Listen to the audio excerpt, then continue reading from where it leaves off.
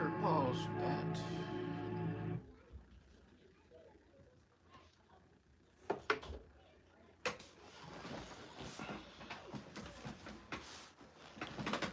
What's up? What's up? What's up?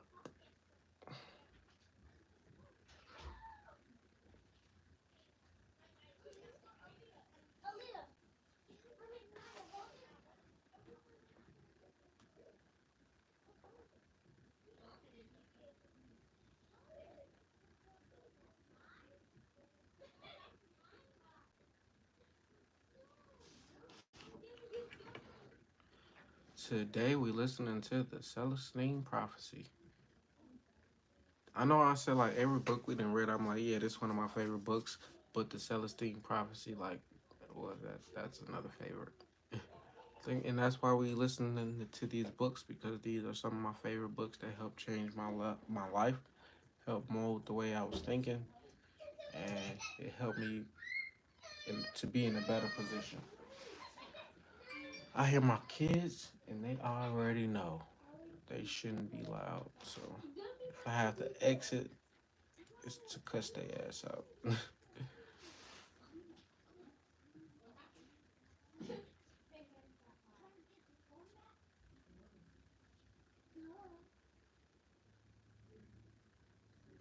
All right, so this book is 9 hours long, so I'm pretty sure we're not gonna finish it in one sitting, one day. So it may take 3 days at the most, 4 days at the most. Hope you guys enjoy it. Like I said, it's one of my favorite books. It's not a based on a non-fiction. It's not based on anybody. It's a story, but this story has a lot of meaning to it, a lot of power in it. So hopefully it can affect you the same way it affected me. That's in a positive way, of course. So yeah, just get this playing.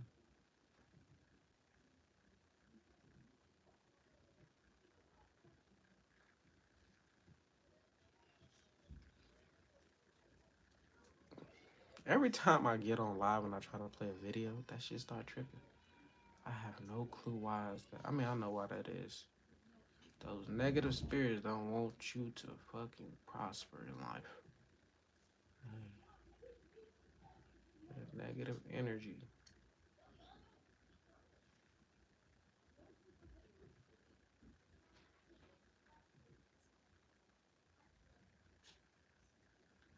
But we will prevail by any means. So, hey,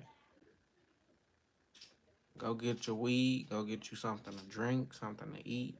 If you cooking, like, hey, there's no rush. Because we ain't going to just be here for a couple minutes. This is going to be a couple hours tonight. Like I said, I'm going to try to get through the most of it in the first day. So then I'll be able to break the other sections. And it's a movie about this too as well. Hopefully this won't work. That last video didn't work.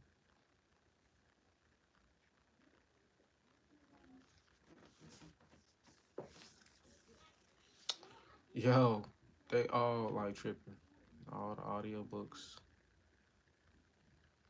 I already know it's like a negative energy that don't want this to be played.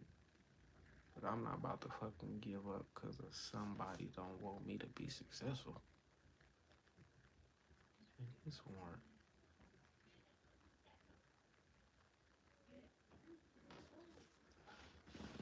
The fuck?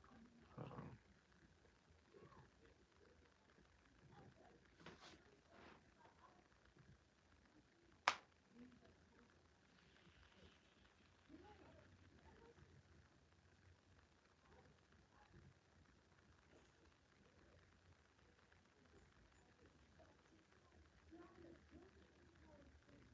That's crazy. All these books is not working. Well, I mean, none of these books is working on YouTube. And I know they work because I've listened to them before on here. Like, I might have to log into my Audible account and then just play it on the computer. If fucking YouTube want to keep tripping.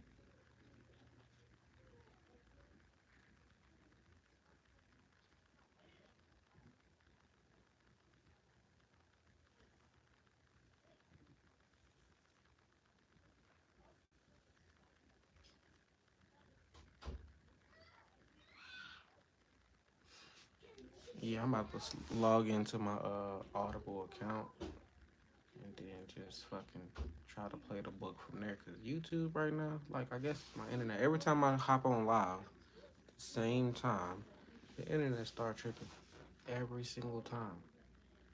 Like it ain't been working this whole day.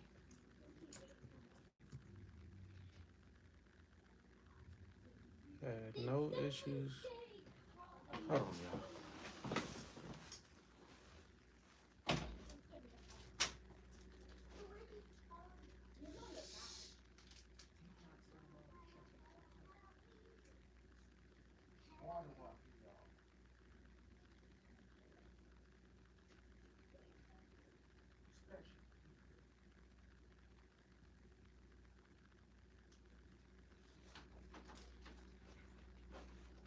Come on, Paulo.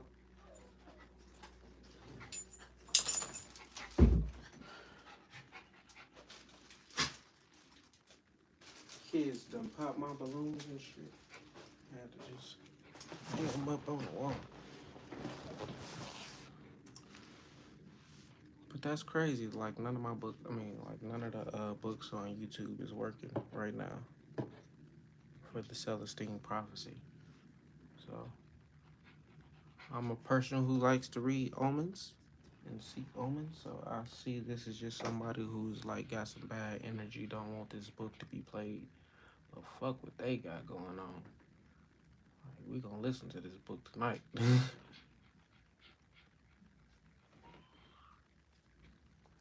Some I know people wasn't expecting my channel to start blowing up like it did, and that's making a lot of people salty.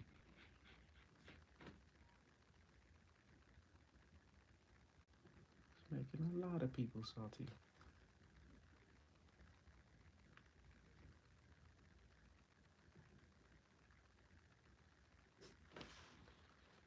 YouTube gonna work once I log into Audible.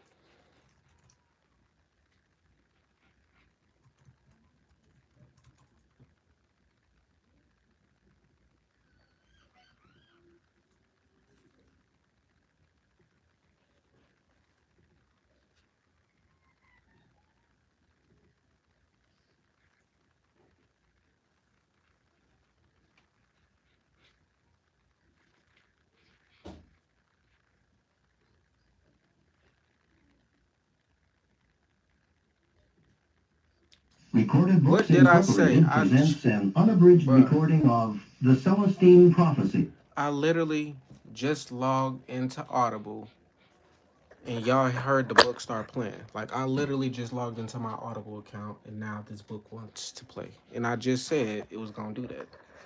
Like literally fucking wasting my time. But whatever. We going so this is the Celestine prophecy. Hopefully this book don't be tripping. But if it does, we got the backup from our Audible and we gonna just listen to like the book off of that. So this book is by James Redfield.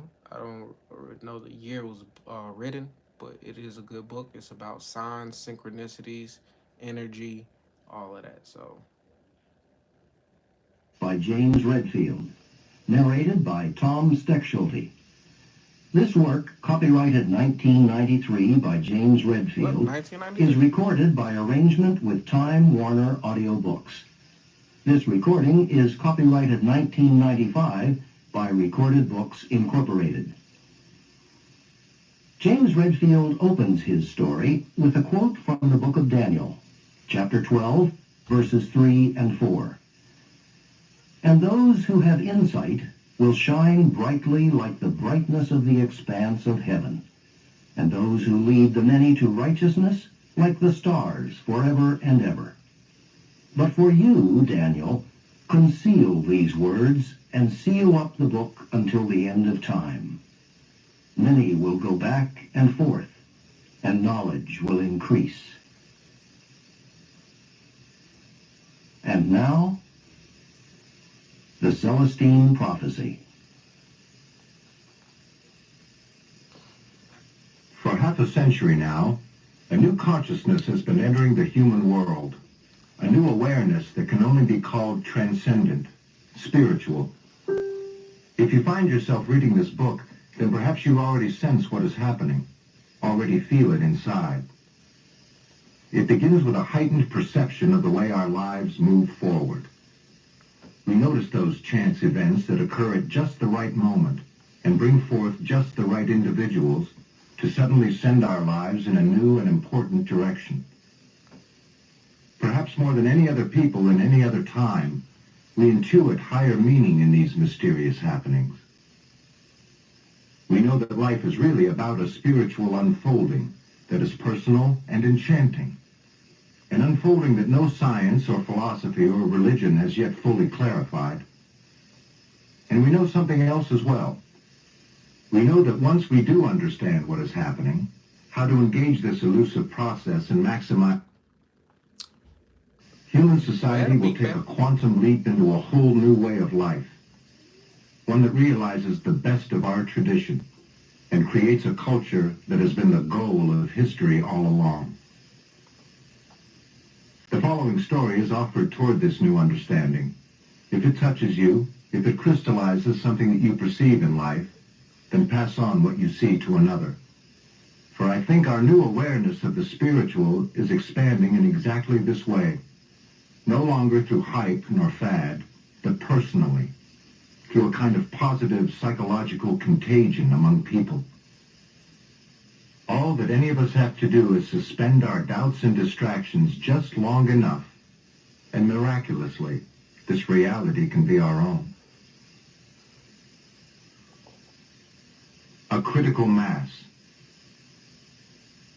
I drove up to the restaurant and parked, then leaned back in my seat to think for a moment. Charlene, I knew, would already be inside, waiting to talk with me. But why?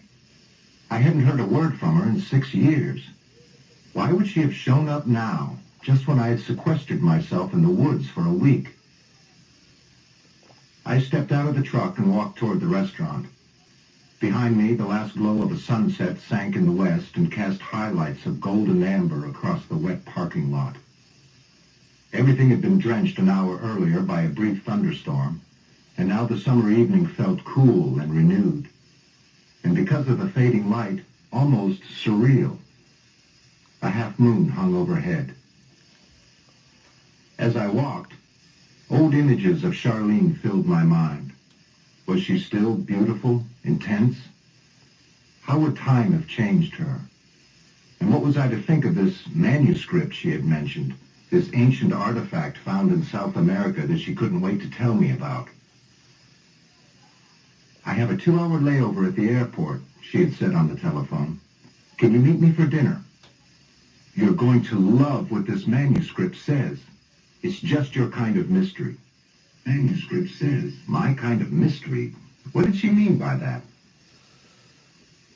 Inside, the restaurant was crowded. Several couples waited for tables. When I found the hostess, she told me Charlene had already been seated and directed me toward a terraced area above the main dining room. I walked up the steps and became aware of a crowd of people surrounding one of the tables. The crowd included 2 policemen. Suddenly, the policeman turned and rushed past me and down the steps. As the rest of the people dispersed, I could see past them to the person who seemed to have been the center of attention. A woman, still seated at the table. Charlene. I quickly walked up to her. Charlene, what's going on? Is anything wrong? She tossed her head back in mock exasperation and stood up, flashing her famous smile. I noticed that her hair was perhaps different, but her face was exactly as I remembered.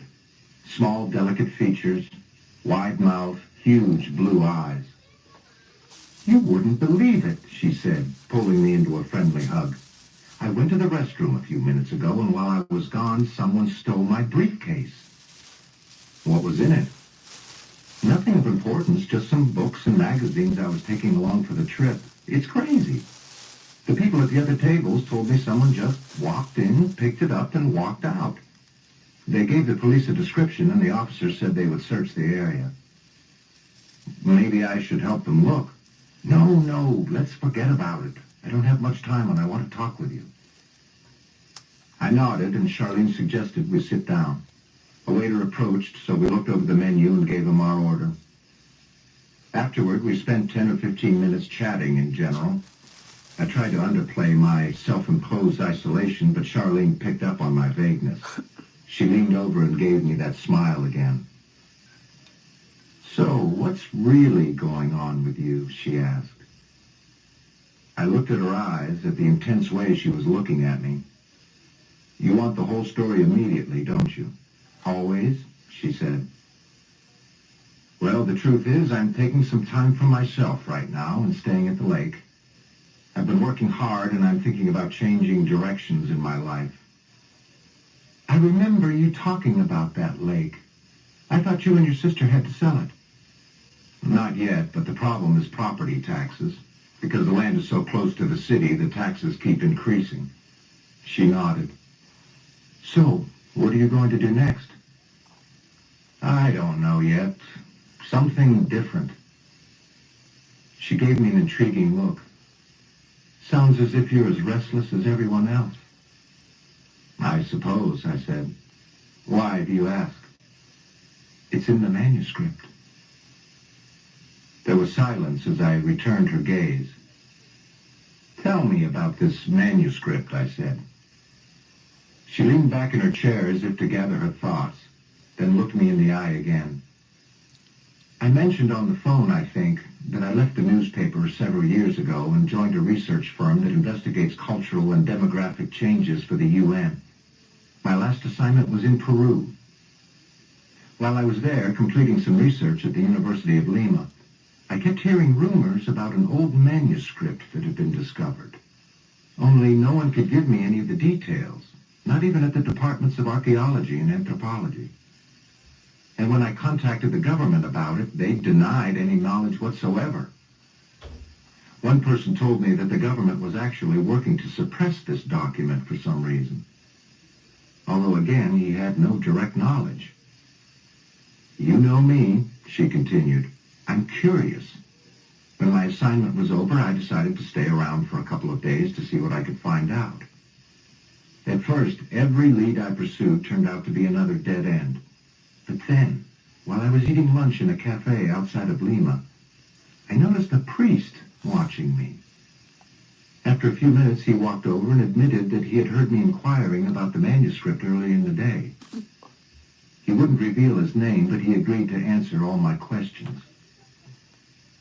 She hesitated for a moment, still looking at me intensely. "He said the manuscript dates back to about 600 BC.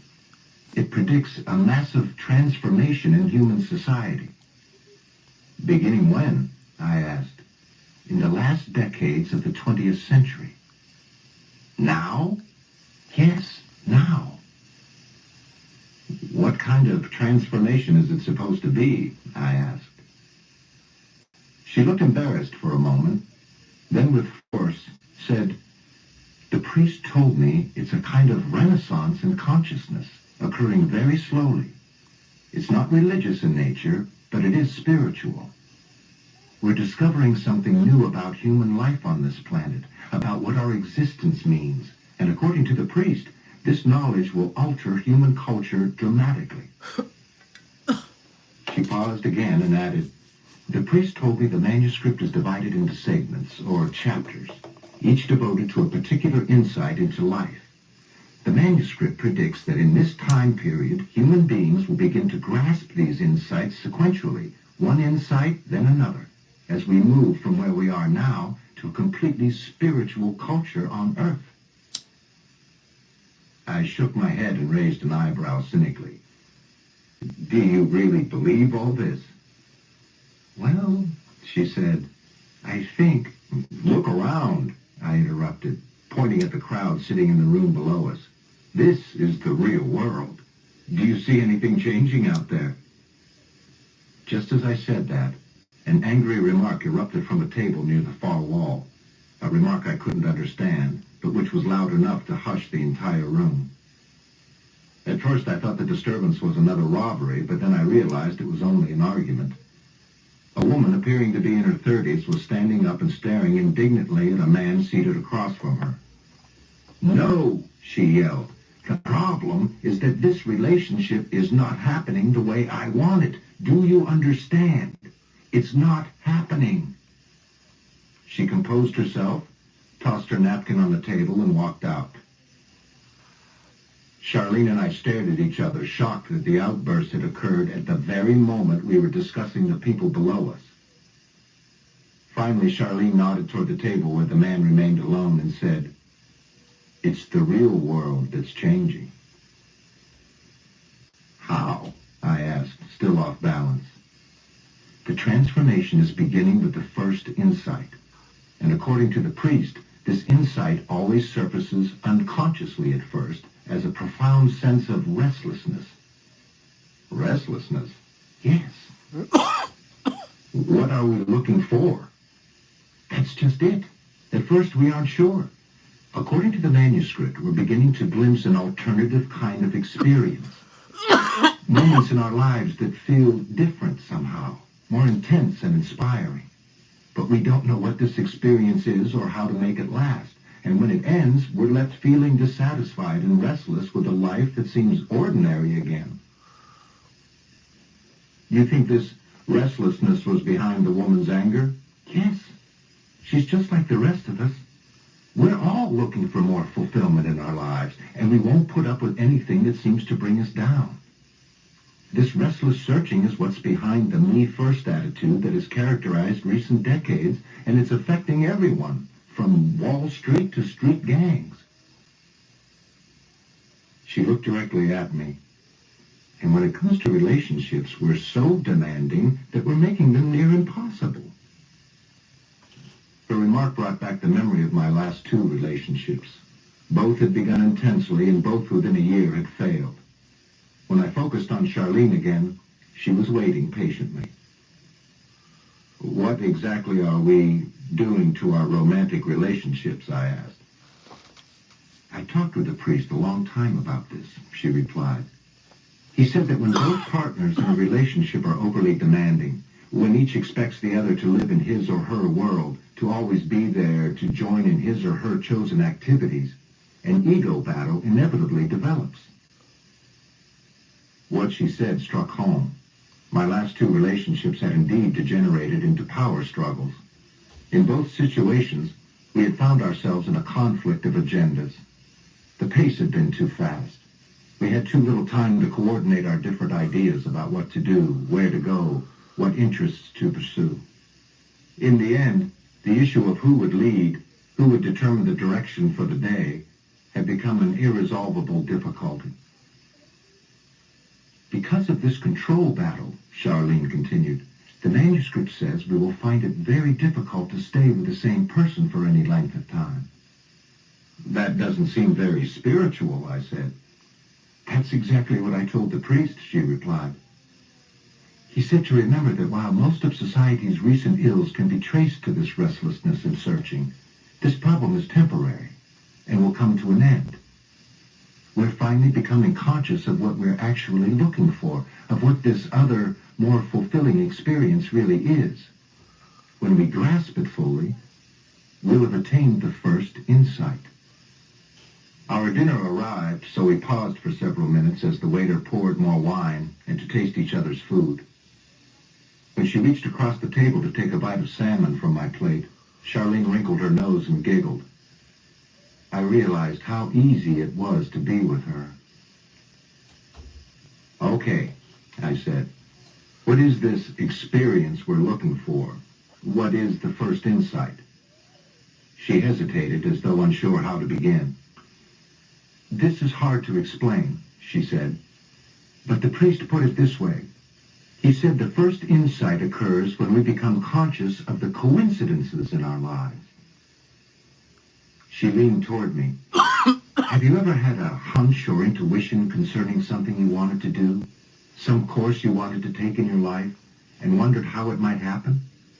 And then, after you had forgotten about it and focused on other things, you suddenly met someone or read something or went somewhere that led to the very opportunity you envisioned?" "Well," she continued, "according to the priest, these coincidences are happening more and more frequently, and that, when they do, they strike us as beyond what would be expected by pure chance. They feel destined, as though our lives had been guided by some unexplained force. The experience induces a feeling of mystery and excitement, and as a result, we feel more alive.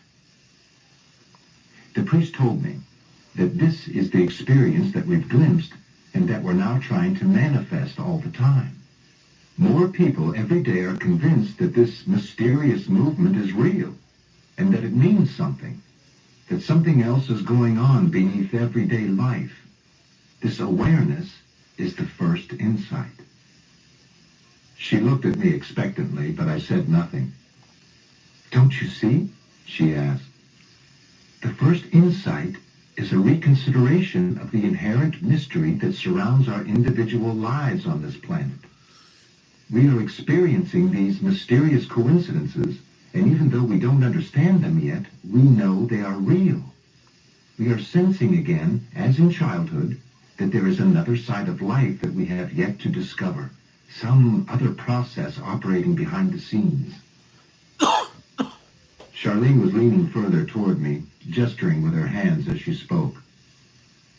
You're really into this, aren't you? I asked. I can remember a time, she said sternly, when you talked about these kinds of experiences. Her comment jolted me. She was right. There had been a period in my life when I had indeed experienced such coincidences, and had even tried to understand them psychologically. Somewhere along the way, my view had changed. I had begun to regard such perceptions as immature and unrealistic for some reason, and I had stopped even noticing. I looked directly at Charlene, then said defensively, I was probably reading Eastern philosophy or Christian mysticism at the time. That's what you remember. Anyway, what you're calling the first insight has been written about many times, Charlene. What's different now? How is a perception of mysterious occurrences going to lead to a cultural transformation?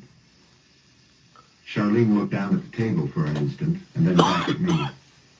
Don't misunderstand, she said. Certainly this consciousness has been experienced and described before. In fact, the priest made a point to say that the first insight wasn't new.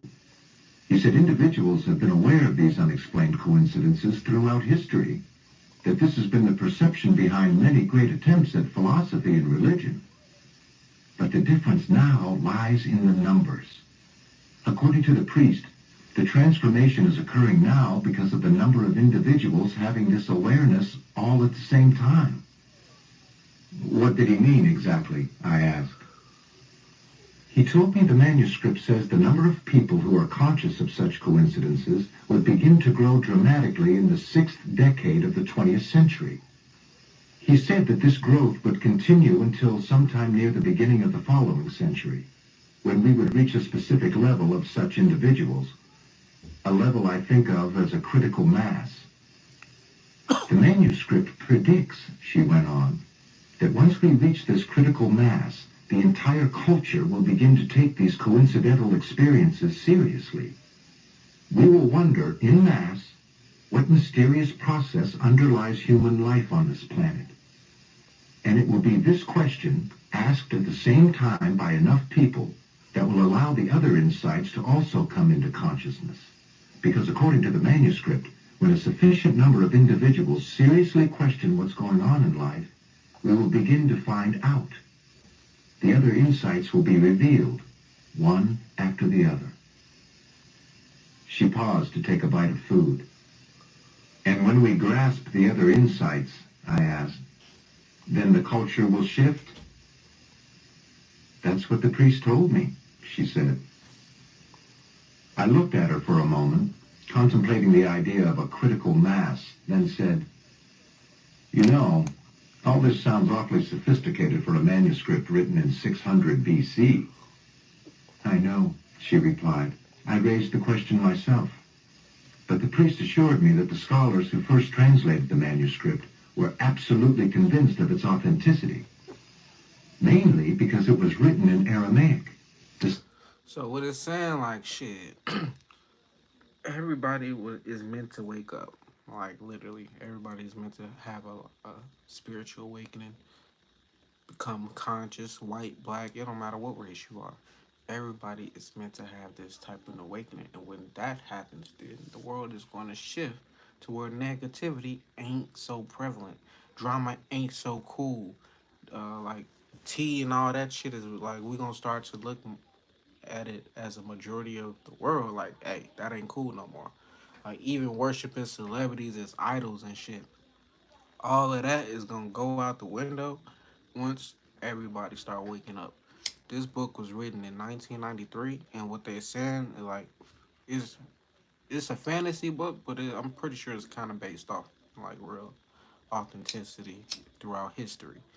But now, like more people is waking up. Now we're in the days where they was talking about in 1993. Like more people is waking up. Like back then, it used to be only like one person who was woke, or like shit, you could barely find one person who was woke. Everybody was just following the crowd. Like so, this book will bring a lot of synchronicities while you're reading it. It happened for me all the time. So In language in which much of the Old Testament was written. Aramaic in South America? How did it get there in 600 BC? The priest didn't know. Does his church support the manuscript? I asked. No, she said. He told me that most of the clergy were bitterly trying to suppress the manuscript. That's why he couldn't tell me his name. why Apparently, the church talking trying about to it at stop all people was from very waking up? dangerous for him. Did he say why most church officials were fighting against it? Yes, because it challenges the completeness of their religion. How? I don't know exactly. He didn't discuss it much. But apparently the other insights extend some of the church's traditional ideas in a way that alarms the church elders, who think things are fine the way they are. I see. The priest did say, Charlene went on, that he doesn't think the manuscript undermines any of the church's principles. If anything, it clarifies exactly what is meant by these spiritual truths. He felt strongly that the church leaders would see this fact if they would try to see life as a mystery again, and then proceed through the other insights. Did he tell you how many insights there were? No, but he did mention the second insight. He told me it is a more correct interpretation of recent history, one that further clarifies the transformation. Did he elaborate on that? No, he didn't have time. He said he had to leave to take care of some business. We agreed to meet back at his house that afternoon. But when I arrived, he wasn't there. I waited 3 hours and he still didn't show up. Finally, I had to leave to catch my flight home. You mean you weren't able to talk with him anymore? That's right, I never saw him again. And you never received any confirmation about the manuscript from the government? None. And how long ago did this take place? About a month and a half. For several minutes we ate in silence. Finally, Charlene looked up and asked, So what do you think? I don't know, I said. Part of me remained skeptical at the idea that human beings could really change. But another part of me was amazed to think that a manuscript, which spoke in these terms, might actually exist.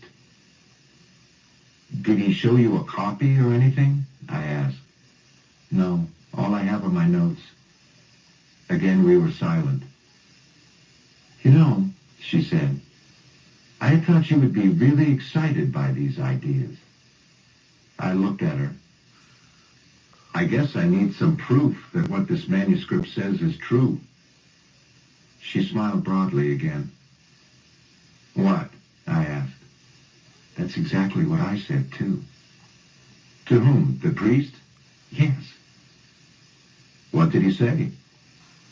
He said that experience is the evidence. What did he mean by that? He meant that our experience validates what the manuscript says.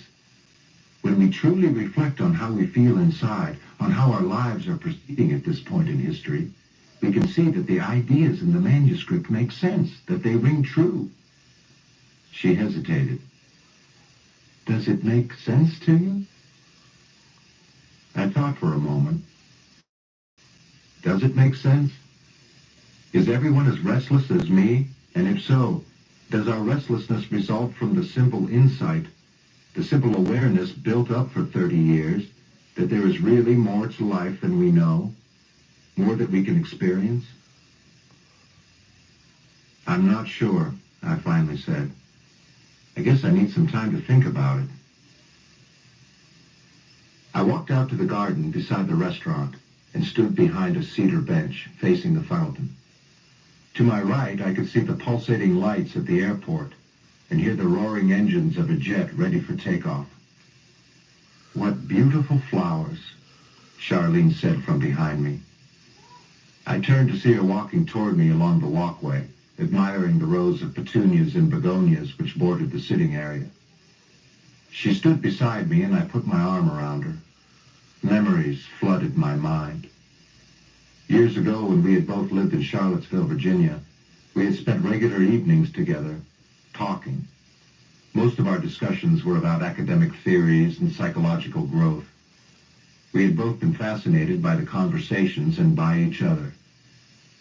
Yet it struck me how platonic our relationship had always been. "I can't tell you," she said, "how nice it is to see you again." "I know," I replied. "Seeing you brings back a lot of memories." "I wonder why we didn't stay in touch," she asked. Her question took me back again. I recalled the last time I had seen Charlene. She was telling me goodbye at my car. At the time, I felt full of new ideas and was departing for my hometown to work with severely abused children. I thought I knew how such children could transcend the intense reactions, the obsessive acting out that kept them from going on with their lives. But as time had progressed, my approach had failed. I had to admit my ignorance. How humans might liberate themselves from their pasts was still an enigma to me. Looking back over the previous 6 years, I now felt sure the experience had been worthwhile. Yet I also felt the urge to move on. But to where? To do what? I had thought of Charlene only a few times since she had helped me crystallize my ideas about childhood trauma. And now here she was again, back in my life, and our conversation felt just as exciting as before. "I guess I got totally absorbed in my work," I said. "So did I," she replied. "At the paper, it was one story after another. I didn't have time to look up. I forgot about everything else." I squeezed her shoulder. "You know, Charlene, I had forgotten how well we talked together. Our conversation seemed so easy and spontaneous." Her eyes and smile confirmed my perception. "I know," she said. "Conversations with you give me so much energy." I was about to make another comment when Charlene stared past me toward the entrance to the restaurant. Her face grew anxious and pale. "What's wrong?" I asked, turning to look in that direction. Several people were walking toward the parking lot, talking casually, but nothing seemed out of the ordinary. I turned to face Charlene again. She still appeared alarmed and confused. "What was it?" I repeated. "Over by the first row of cars. Did you see that man in the gray shirt?" I looked toward the parking lot again. Another group was exiting through the door. "What man?" "I guess he's not there now," she said, straining to see. She looked directly into my eyes. "When the people at the other tables described the man who stole my briefcase, they said he had thinning hair and a beard and wore a gray shirt. I think I just saw him over there by the cars, watching us." A knot of anxiety formed in my stomach. I told Charlene I would be right back and walked to the parking lot to look around, careful not to get too far away. I saw no one who fit the description. When I returned to the bench, Charlene took a step closer to me and said softly, "Do you suppose this person thinks I have a copy of the manuscript? And that's why he took my briefcase? He's trying to get it back?" What "I the don't hell? know," I said, "but we're going to call the police again and tell them what you saw. I think they also ought to check out the passengers on your flight." We walked inside and called the police, and when they arrived, we informed them of what had occurred. They spent 20 minutes checking each car, then explained that they could invest no more time. They did agree to check all the passengers boarding the plane Charlene would be on. After the police had left, Charlene and I found ourselves standing alone again by the fountain. "What were we talking about anyway?" she asked, "before I saw that man." "We were talking about us," I replied. "Charlene, why did you think to contact me about all this?" She gave me a perplexed look. "When I was in Peru and the priest was telling me about the manuscript, you kept popping into my mind." "Oh, yeah?" "I didn't think too much about it then," she continued. "But later, after I returned to Virginia, every time I would think of the manuscript, I would think of you. I started to call several times, but I always Hey, got shout out to distracted. Digital Nomad. We back. Then I received this assignment in Yeah, we Miami that here. I'm headed to now, and discovered after I had boarded the plane that I had a layover here. When I landed, I looked up your number. Your answering machine said to contact you at the lake only in an emergency, but I decided it would be okay to call." I looked at her for a moment, unsure of what to think. "Of course," I finally replied. "I'm glad you did." Charlene glanced at her watch. "It's getting late. I'd better get back to the airport." "I'll drive you," I said. We drove to the main terminal and walked toward the embarkation area. I watched carefully for anything unusual. When we arrived, the plane was already boarding, and one of the policemen we had met was observing each passenger. When we approached him, he told us that he had observed everyone scheduled to board and no one fit the description of the thief. We thanked him, and after he had left, Charlene turned and smiled at me. "I guess I'd better go," she said, reaching out to hug my neck. "Here are my numbers. Let's keep in touch this time." "Listen," I said, "I want you to be careful. If you see anything strange, call the police." "Don't worry about me," she replied. "I'll be fine." For an instant, we looked deeply into each other's eyes. "What are you going to do about this manuscript?" I asked. "I don't know. Listen for news reports about it, I guess." "What if it's suppressed?" She gave me another of her fool smiles. "I knew it," she said. "You're hooked. I told you you'd love it. What are you going to do?" I shrugged. "See if I can find out more about it, probably." "Good. If you do, let me know." We said goodbye again, and she walked away. I watched as she turned once and waved, then disappeared down the boarding corridor. I walked to my truck and drove back to the lake, stopping only for gas. When I arrived, I walked out to the screened porch and sat in one of the rockers. The evening was loud with crickets and tree frogs, and in the distance I could hear a whippoorwill. Across the lake, the moon had sunk lower in the west and sent a rippled line of reflection toward me on the water's surface. The evening had been interesting, but I was still skeptical about the whole idea of a cultural transformation. Like many people, I had been caught up in the social idealism of the 60s and 70s, and even in the spiritual interests of the 80s. But it was hard to judge what was really happening. What kind of new information could possibly alter the entire human world? It all sounded too idealistic and far-fetched. After all, humans had been alive on this planet for a long time. Why would we suddenly gain insight into existence now, at this late date? I gazed out at the water for a few more minutes, then turned off the lights and went into the bedroom to read. The next morning, I awoke suddenly with a dream still fresh in my mind. For a minute or two, I stared at the bedroom ceiling, remembering it fully. I'd been making my way through a forest, searching for something. The forest was large and exceptionally beautiful. In my quest, I found myself in a number of situations in which I felt totally lost and bewildered, unable to decide how to proceed. Incredibly, at each of these moments, a person would appear out of nowhere, as though by design to clarify where I needed to go next. I never became aware of the object of my search, but the dream had left me feeling incredibly upbeat and confident. I sat up and noticed a beam of sunlight coming through the window across the room. It sparkled with suspended dust particles. I walked over and pulled back the curtains. The day was radiant.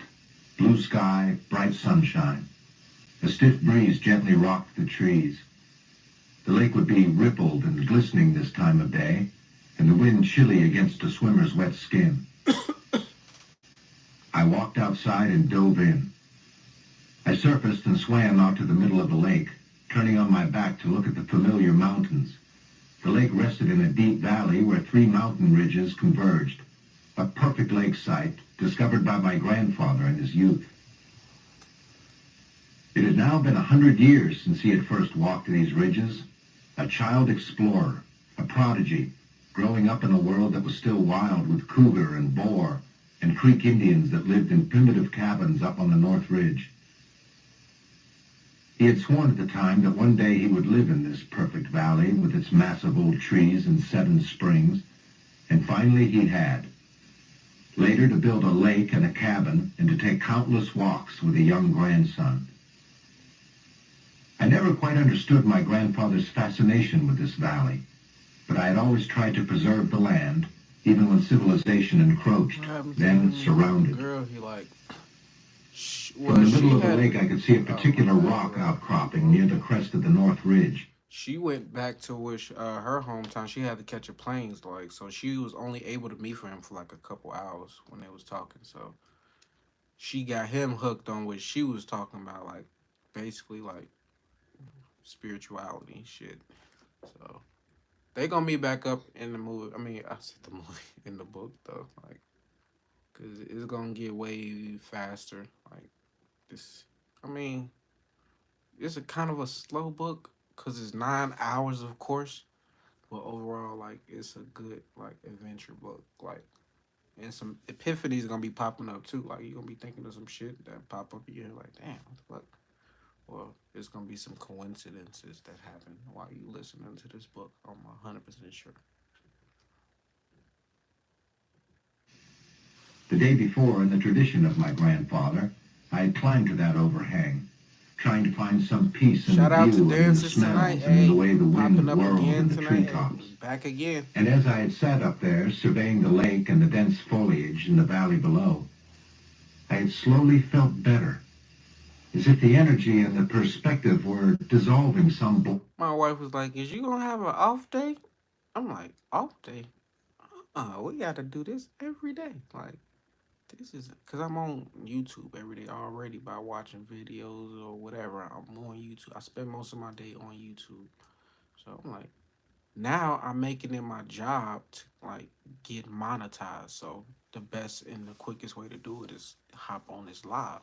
And since I don't want to just keep talking about the same things every day repeatedly, I created the book club. That means I always got a book to play, like that I can talk about. Like, so it ain't always, it's never gonna be the same. Like, so, and I'm pretty sure people are gonna start jacking this idea. They gonna start having they lives listening to books, but that's what I want.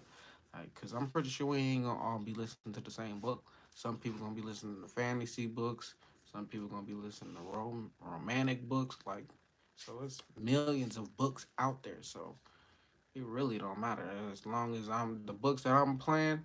Like, these are to expand your mind.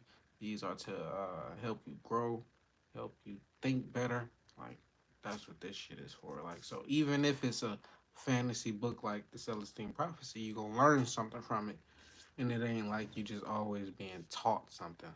So In my mind. A few hours later, I had been talking with Charlene and hearing about the manuscript. I swam back and pulled myself up on the wooden pier in front of the cabin. I knew all this was too much to believe. I mean, here I was, hiding out in these hills, feeling totally disenchanted with my life, when out of the blue, Charlene shows up and explains the cause of my restlessness, quoting some old manuscript that promises the secret of human existence. Yet I also knew that Charlene's arrival was exactly the sort of coincidence of which the manuscript spoke, one that seemed too unlikely to be a mere chance event. Could this ancient document be correct? Have we been slowly building, in spite of our denial and cynicism, a critical mass of people conscious of these coincidences? Were humans now in a position to understand this phenomenon and thus, finally, to understand the purpose behind life itself? What, I wondered, would this new understanding be? Would the remaining insights in the manuscript tell us, as the priest had said? I faced a decision. Because of the manuscript, I felt a new direction open in my life, a new point of interest. The question was what to do now. I could remain here, or I could find a way to explore further. The issue of danger entered my mind. Who had stolen Charlene's briefcase? Was it someone working to suppress the manuscript? How could I know? I thought about the possible risk for a long time, but finally my mood of optimism prevailed. I decided not to worry.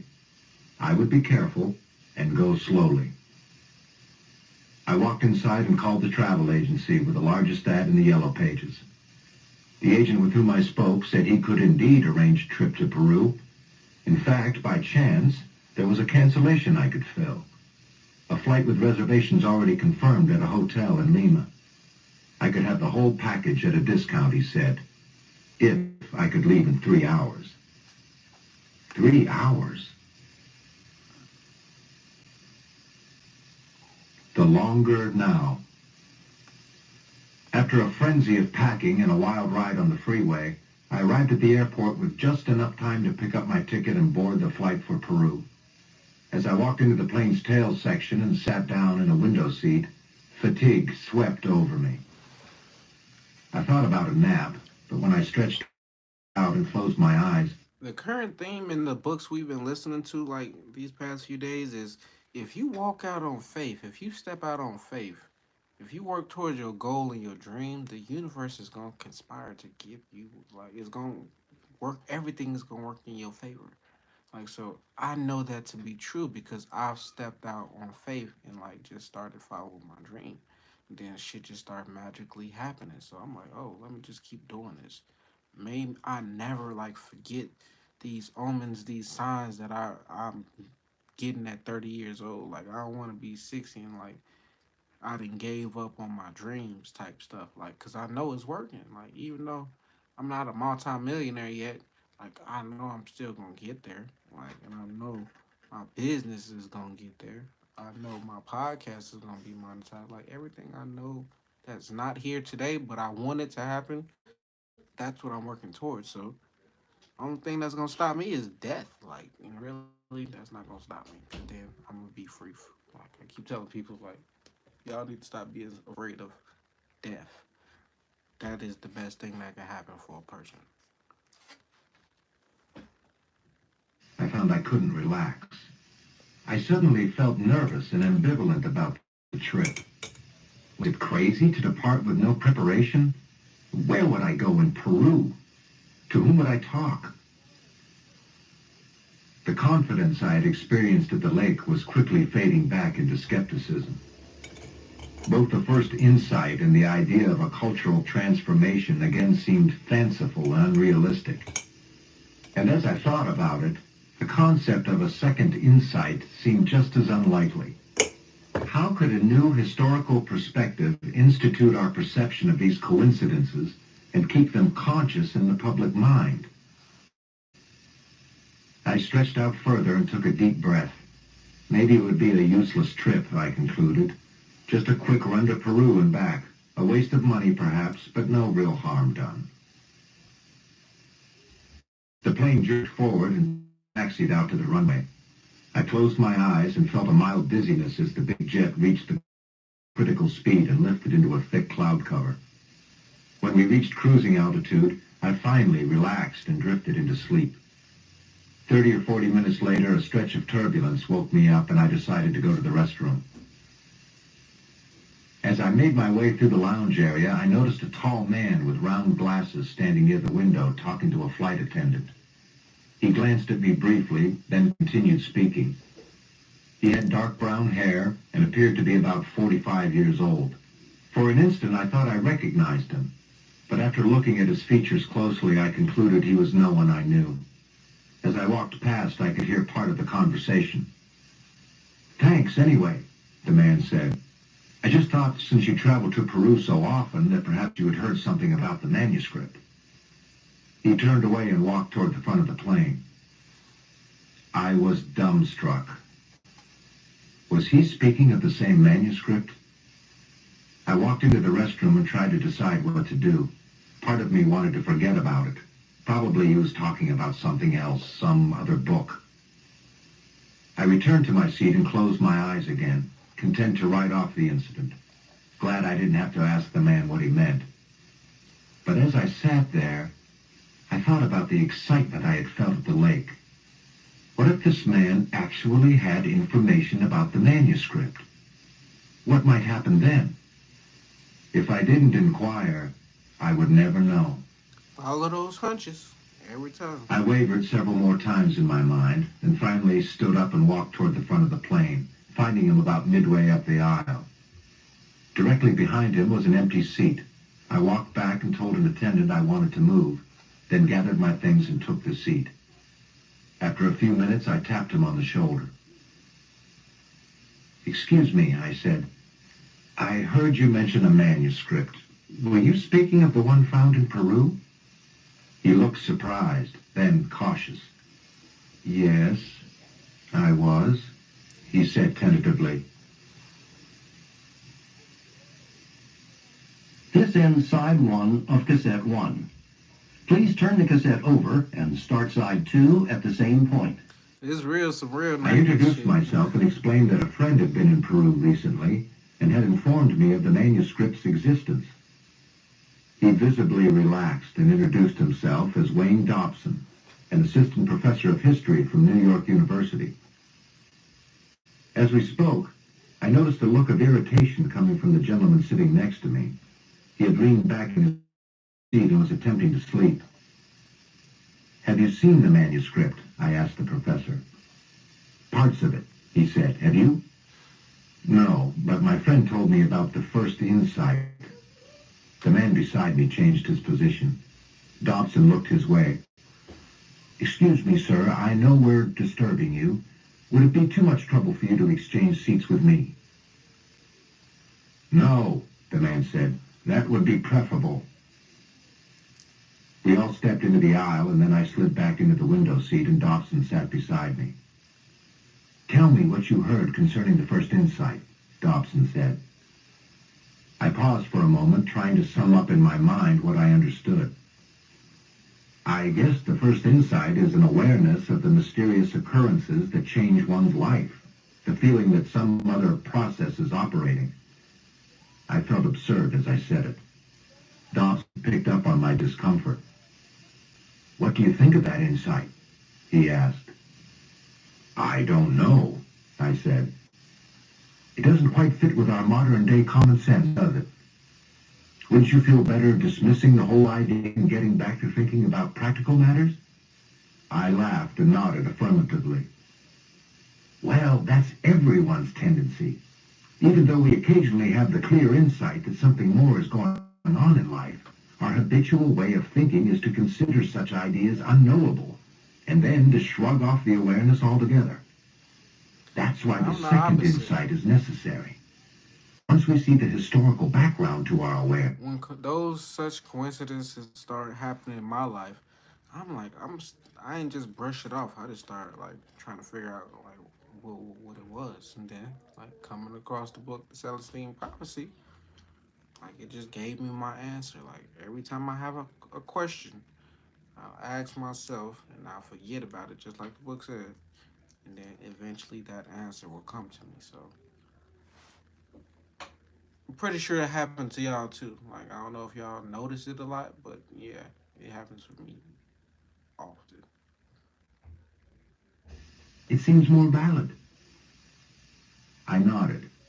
Then as a historian, you think the manuscript's prediction of a global transformation is accurate? Yes. As a historian? Yes. But you have to look at history in the correct way. He took a deep breath. Believe me, I say this as one who has spent a lot of years studying and teaching history in the wrong way. I used to focus solely on the technological accomplishments of civilization and the great men who brought about this progress. What's wrong with that approach? Nothing, as far as it goes. But what's really important is the worldview of each historical period, what the people were feeling and thinking. It took me a long time to understand that. History is supposed to provide a knowledge of the longer context within which our lives take place. History is not just the evolution of technology, it is the evolution of thought. By understanding the reality of the people who came before us, we can see why we look at the world the way we do, and what our contribution is towards further progress. We can pinpoint where we come in, so to speak, in the longer development of civilization, and that gives us a sense of where we are going. He paused, then added, the effect of the second insight is to provide exactly this kind of historical perspective, at least from the point of view of Western thought. It places the manuscript's predictions in a longer context that makes them seem not only plausible, but inevitable.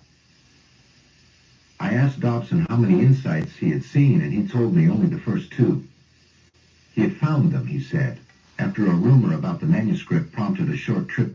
Those insights is like levels of consciousness, like in the book. Like, so the guy, the main story, he only knows one insight. Well, he's learning about the second. He only knows one. Like, so he's only on the first level of waking up. Like, so as he goes on his journey, he continues to follow his intuition and meet new people. Like, he'll learn more insights. He'll evolve more spiritually, and he gonna be not just curious, that curious person he was in the beginning, but he'll be that the guy. Peru 3 weeks ago. Once I arrived in Peru, he continued, I met a couple of people who confirmed the manuscript's existence, yet seemed scared to death to talk much about it. They said the government had gone a little loco and was making physical threats. That like this book shows a lot about like when people wake up and you start talking about like reincarnation and other shit. Like people want to shut you up. Like see, social media, Instagram. When I start became conscious and woke up and I started posting different spiritual shit, my views started getting lower. My likes on my pictures started getting lower. It was like I was getting shadow banned. So now, like, as you can see, my YouTube is like I post celebrity interviews because that's what gets me subscribers. So had to fucking do what I had to do, like to get bring y'all here. Like so now, I'm not talking too much about reincarnation and all that spirituality, but books. Everybody read books, so Against anyone who had well, copies or everybody's dispersed supposed to read books. information. Everybody don't read His books. face turned serious. That made me nervous. But later, a waiter at my hotel told me about a priest he knew who often spoke of the manuscript. The waiter said the priest was trying to fight the government's effort to suppress the artifact. I couldn't resist going to a private dwelling where this priest supposedly spent most of his time. I must have looked surprised because Dobson asked, "What's wrong?" "My friend," I replied, "the one who told me about the manuscript, learned what she knew from a priest. He wouldn't give his name, but she talked with him once about the first insight. She was scheduled to meet with him again, but he never showed up." "It may have been the same man," Dobson said, "because I couldn't find him either. The house was locked up and looked deserted." "You never Kept saw that him?" going. "No, but I decided to look around. There was an old storage building in the back that was open, and for some reason, I decided to explore inside. Behind some trash under a loose board in the wall, I found translations of the These first and blunt second splitters insights." come in handy a lot. He looked at me knowingly. "You just happened to find them?" I asked. "Yes." "Did you bring the insights with you on this trip?" He shook his head. "No, I decided to study them thoroughly and then leave them with some of my colleagues. Could you give me a summary of the second insight? I asked.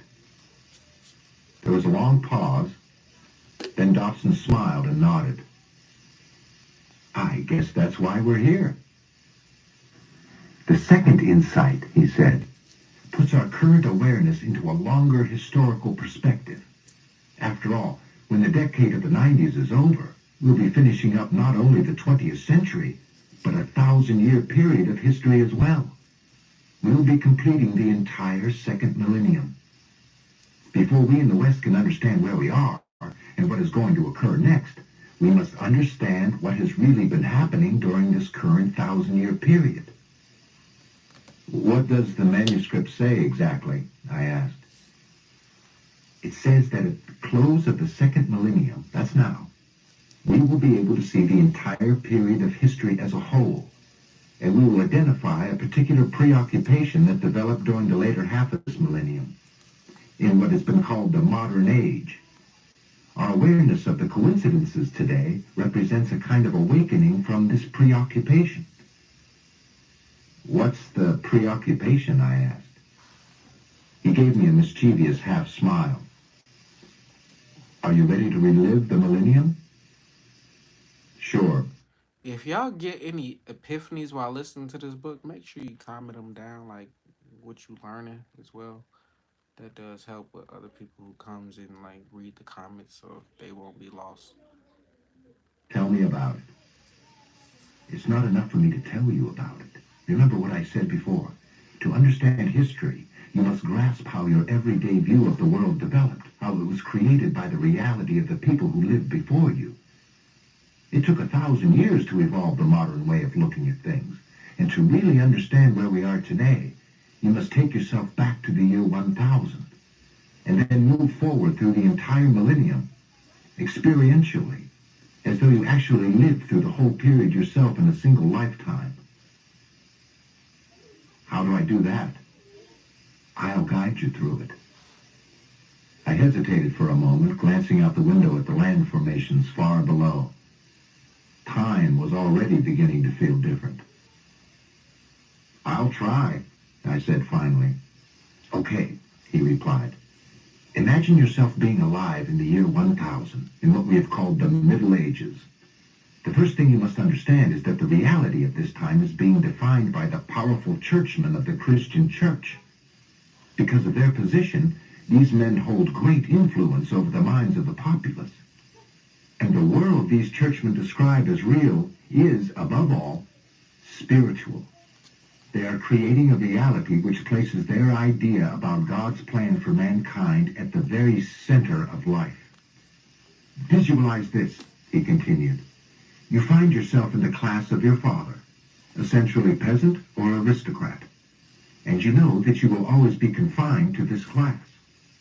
But regardless of which class you're in, or the particular work that you do, you soon realize that social position is secondary to the spiritual reality of life as defined by the churchmen. Life is about passing a spiritual test, you discover. The churchmen explain that God has placed mankind at the center of his universe, surrounded by the entire cosmos for one solitary purpose, to win or lose salvation. And in this trial, you must correctly choose between two opposing forces, the force of God and the lurking temptations of the devil. But understand that you don't face this contest alone, he continued. In fact, as a mere individual, you are qualified to determine your status in this regard. This is the province of the churchmen. They are there to interpret the scriptures and to tell you every step of the way whether you are in accordance with God or whether you are being duped by Satan. If you follow their instructions, you are assured that a rewarding afterlife will follow. But if you fail to heed the course they prescribe, then, well, there is excommunication and certain damnation. Dobson looked at me intensely. The manuscript says that the important thing to understand here is that every aspect of the medieval world is defined in otherworldly terms. All the phenomena of life, from the chance thunderstorm or earthquake to the success of crops or the death of a loved one, is defined either as the will of God or as the malice of the devil. There's no concept of weather or geological forces or horticulture or disease. All that comes later. For now, you completely believe the churchman. The world you take for granted operates solely by spiritual means. He stopped talking and looked at me. Are you there? Yes, I can see that reality. Well, imagine that reality now beginning to break down. What do you mean? The medieval worldview, your worldview, begins to fall apart in the 14th and 15th centuries. First, you notice certain improprieties on the part of the churchmen. That's tripping. Did they grow? But did y'all hear what he said? In the year 1000, Christians basically won a war or gained more power than whoever else had believed, and said, this is now the number one belief of all humans. So, of course, if it's not built on like a solid foundation, it's going to fall apart. Obviously, that shit was built on a solid foundation for the simple fact it's still like prevalent today. Like, so I'm not against Christians because I was a Christian, but I had that epiphany myself. Like, dang, like the only reason I got my beliefs is because these dudes have more power, and they're like, yeah, this is now we gonna go off these rules. Like, so it wasn't because it was right. It was just because that was the popular thing to go by.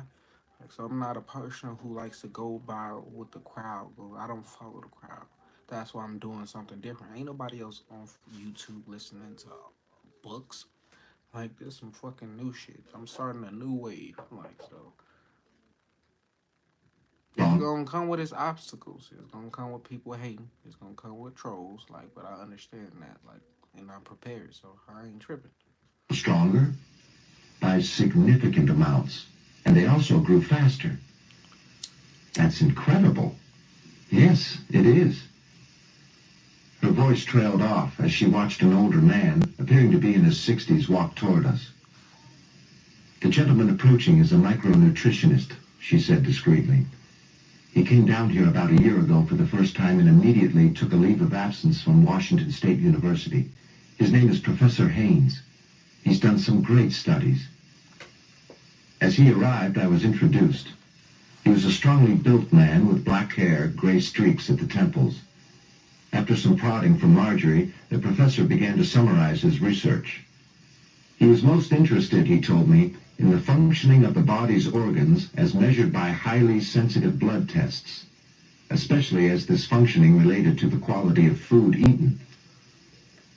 He told me what interested him most were the results of a particular study, which showed that while nutritionally rich plants of the kind grown at Vicente increased the body's efficiency dramatically, the increase was beyond what could be reasonably expected from the nutrients themselves as we understand how they work in human physiology. Something inherent in the structure of these plants created an effect not yet accounted for. I looked at Marjorie, then asked, then the focusing of attention on these plants gave them something that boosts human strength in return when they're eaten? Is this the energy mentioned in the manuscript? Marjorie looked at the professor. He gave me only a half smile. I don't know yet, he said. I asked him about his future research, and he explained that he wanted to duplicate the garden at Washington State and set up some long-term studies to see if people eating these plants had more energy or were healthier over a longer period of time. As he spoke, I couldn't help glancing periodically at Marjorie. Suddenly, she looked incredibly beautiful. Her body appeared long and slender, even under her baggy jeans and t-shirt. Her eyes and hair were dark brown, and her hair fell in tapered curls around her face. I felt a powerful physical attraction. At the exact moment I became aware of this attraction, she turned her head, stared directly into my eyes, and backed away from me a step. I've got to meet someone, she said. Maybe I'll see you later. She told Haynes goodbye, smiled coyly at me, and walked past the metal building and down the path. After a few more minutes of discussion with the professor, I wished him well and That boy was thinking freaky thoughts. And she felt that shit, like looked at that boy crazy and walked off. People don't understand how powerful your thoughts is. Like when you go and have a conversation with a person or you just think about a person, that person can hear your thoughts. Or they may not know it's you thinking that, but they gonna feel it. They gonna get some type of spiritual nudge or like sign that you're thinking about them or talking about them. Like so, be careful what you think about people and talk about them. strolled back to where Sarah was standing. She was still talking intensely with one of the other researchers, but she followed me with her eyes as I walked. As I approached, the man she was with smiled, rearranged the notes on his clipboard, and walked into the building. Find out anything? Sarah asked. We gonna, Yes, oh yeah, I said distractedly. you know what I'm gonna add? I'm gonna add a guided meditation to my thing, like not during the book club, but like probably if I go online throughout the day, I'm gonna start doing guided meditations to help people meditate.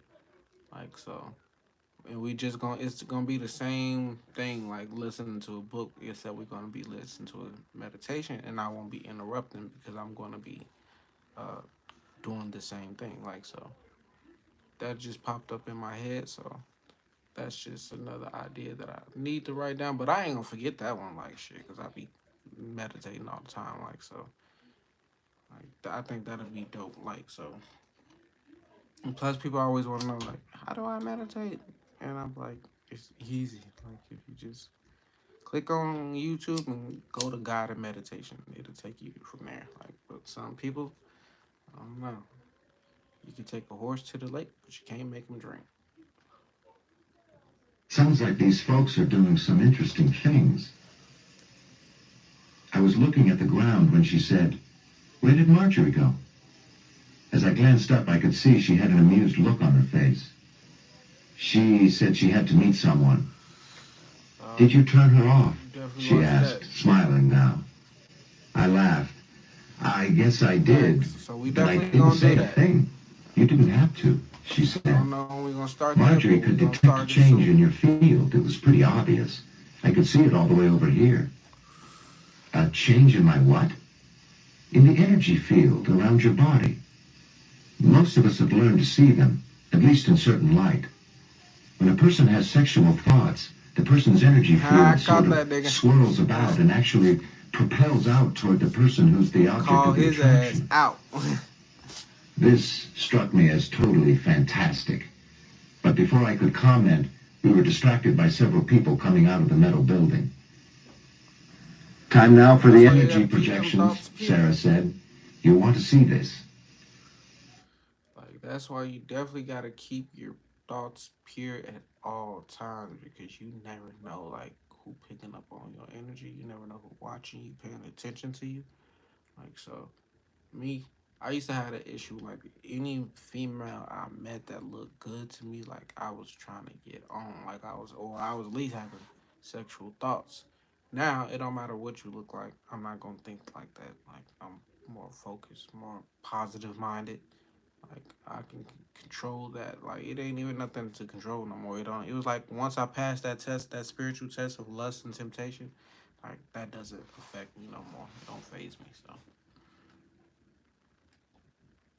We followed four young men, apparently students, to a plot of corn. As we walked closer, I realized that the plot was made up of two separate subplots, each about 10 feet square. The corn in one was about 2 feet high. In the other, the plants were less than 15 inches. The four men walked to the plot containing the taller corn, then sat down, each on one corner of the plot facing inward. On cue, they all seemed to focus their eyes on the plants. The late afternoon sun shone from behind me, bathing the plot in soft amber light. Yet the woods beyond remained dark in the distance. The plot of corn and the students were silhouetted against the almost black background. Sarah was standing beside me. "This is perfect," she said. "Look, can you see that?" "What?" "They're projecting their energy onto the plants." I stared intently at the scene but could detect nothing. I can't see anything, I said. Squat down lower then, Sarah said, and focus on the space between the people and the plants. For a moment, I thought I saw a flicker of light, but I concluded it was just an after image or my eyes playing tricks on me. I tried several more times to see something, then gave up. I can't do it, I said, standing. Sarah patted me on the shoulder. Don't worry about it. The first time is the most difficult. It usually takes some experimenting with the way you focus your eyes. One of the meditators looked over at us and brought his index finger up to his lips. So we walked back toward the building. Are you going to be here at Vicente long? Sarah asked. Probably not, I said. The person I'm with is looking for the last part of the manuscript. She looked surprised. I thought all of it had been located, though I guess I wouldn't know. I've been so engrossed in the part that pertains to my work that I haven't read much of the rest. I instinctively reached for my pants pocket, suddenly uncertain where Sarah's translation was. It was rolled up in my back pocket. You know, Sarah said, we've found 2 periods of the day most conducive to seeing energy fields. One is sunset, the other is sunrise. If you want, I'll meet you at dawn tomorrow and we'll try again. She reached out for the folder. That way, she continued, I can make you a copy of this translation and you could take it with you. I pondered this suggestion for a few seconds, then decided it couldn't hurt. Why not? I said. I'll have to check with my friend, though, and make sure we have enough time. I smiled at her. What makes you think I can learn to see this stuff? Call it a hunch. We agreed to meet on the hill at 6 a.m., and I started the 1-mile trek to the lodge alone. The sun had completely disappeared, but its light still bathed the gray clouds along the horizon in hues of orange. The air was chilly, but no wind blew. At the lodge, a line was forming in front of the serving bar in the huge dining room. Feeling hungry, I walked toward the head of the line to see what food was being served. Will and Professor Haynes were standing near the front, talking casually. Well, Will said, how did the afternoon go? Great, I said. This is William Haynes, Will added. Yes, I said, we met earlier. The professor nodded. I mentioned my early morning rendezvous the next day. Will saw no problem, as he wanted to find a couple of people he hadn't talked to New to the yet, live, make and sure you didn't get this anticipate video a leaving thumbs before up. 9 I really a.m. appreciate it. The line moved forward then, and the people behind us invited me to join my friends. I stepped in beside the professor. So, what do you make of what we're doing here? Haynes asked. I don't know, I said. I'm trying to let it soak in a little. The whole idea of energy fields is new to me. The reality of it is new to everyone, he said. But the interesting thing is that this energy is what science has always been looking for. Some common stuff underlying all matter. Since Einstein particularly, physics has sought a unified field theory. I don't know if this is it or not, but at the very least, this manuscript has stimulated some interesting research. What would it take for science to accept this idea? I asked. A way to measure it, he said. The existence of this energy is not that foreign, actually. Karate masters have talked about an underlying chi energy responsible for their seemingly impossible stunts of breaking bricks with their hands and of being able to sit in one place unmoved with 4 men trying to push them over. And we've all seen athletes make spectacular moves, twisting, turning, hanging in the air in ways that defy gravity. It's all the result of this hidden energy that we have access to. Of course, it won't really be accepted until more people can actually see it themselves. Have you ever observed it? I asked. I've observed something, he said. My baby It really screaming in the depends on what I've background. eaten.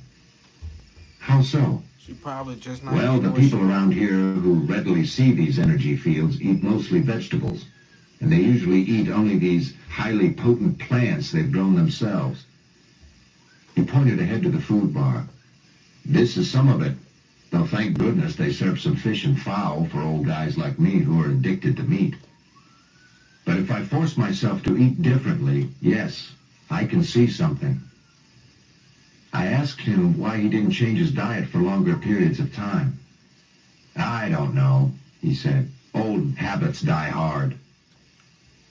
The line moved forward and I ordered only vegetables. The three of us joined a larger table of guests and talked casually for an hour. Then Will and I walked out to the Jeep to remove our gear. Have you seen these energy fields? I asked. He smiled and nodded. My room is on the first floor, he said. Yours is on the third, room 306. You can pick your key up at the desk. The room had no phone, but a lodge attendant I saw in the hallway assured me someone would knock on my door at 5 a.m. sharp. I lay down and thought for a few minutes.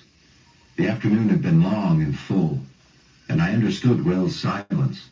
He wanted me to experience the third insight in my own way. The next thing I knew, someone was banging on the door. I looked at my watch, 5 a.m. When the attendant knocked again, I said thank you in a voice loud enough for him to hear, then rose and looked out the small frame window. The only sign of morning was a pale glow of light toward the east. I walked down the hall and showered, then dressed quickly and went downstairs. The dining room was open and a surprising number of people were moving about. I ate only fruit and hurried outside. Strands of fog drifted across the grounds and clung to the distant meadows. Songbirds called one another from the trees. As I walked away from the lodge, the very top of the sun breached the horizon toward the east. The color was spectacular. The sky was a deep blue above the bright peach horizon. So I gotta go check to see what's going on. I arrived at the knoll 15 minutes early, so I sat down and leaned against the trunk of a large tree, fascinated by the web of gnarled branches growing out above my head. In a few minutes, I heard someone walking toward me along the path, and I looked that way, expecting to see Sarah. Instead, I saw someone I didn't know, a man in his mid-40s. He left the path and walked my way without noticing me. When he was within 10 feet, he saw me with a start, which made me flinch also. "Oh, hello," he said in a rich Brooklyn accent. He was dressed in jeans and hiking boots and looked exceptionally fit and athletic. His hair was curly and receding. I nodded. "Sorry about walking up on you so suddenly," he said. "No problem." He told me his name was Phil Stone, and I told him who I was and that I was waiting for a friend. "You must be doing some research here," I added. "Not really," he replied. "I work for the University of Southern California. We're doing studies in another province on rainforest depletion. But whenever I get a chance, I drive over here and take a break. I like hanging out where the forests are so different." He looked around. "Do you realize some of the trees here are close to 500 years old? This is truly a virgin forest, a rare thing. Everything is in perfect balance. The larger trees filtering the sunlight, allowing a multitude of tropical plant life to thrive underneath. The plant life in a rainforest is old too, but it grows differently. It's basically jungle. This is more like what an old forest looks like in a temperate zone, such as in the United States." "I've never seen anything like this there," I said. "I know," he said. "Only a few remain. Most of the ones I know of were sold by the government to lumber interests, as though all they could see in a forest like this is board feet of lumber. Damn shame that anyone would mess with a place like this. Look at the energy." "You can see the energy here?" I asked. He looked at me closely as though deciding whether to elaborate. You gotta get that "Yes, information. I can," he said finally. "Well, I haven't been able to," I said.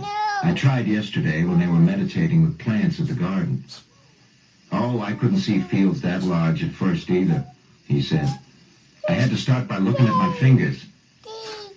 "How do you mean?"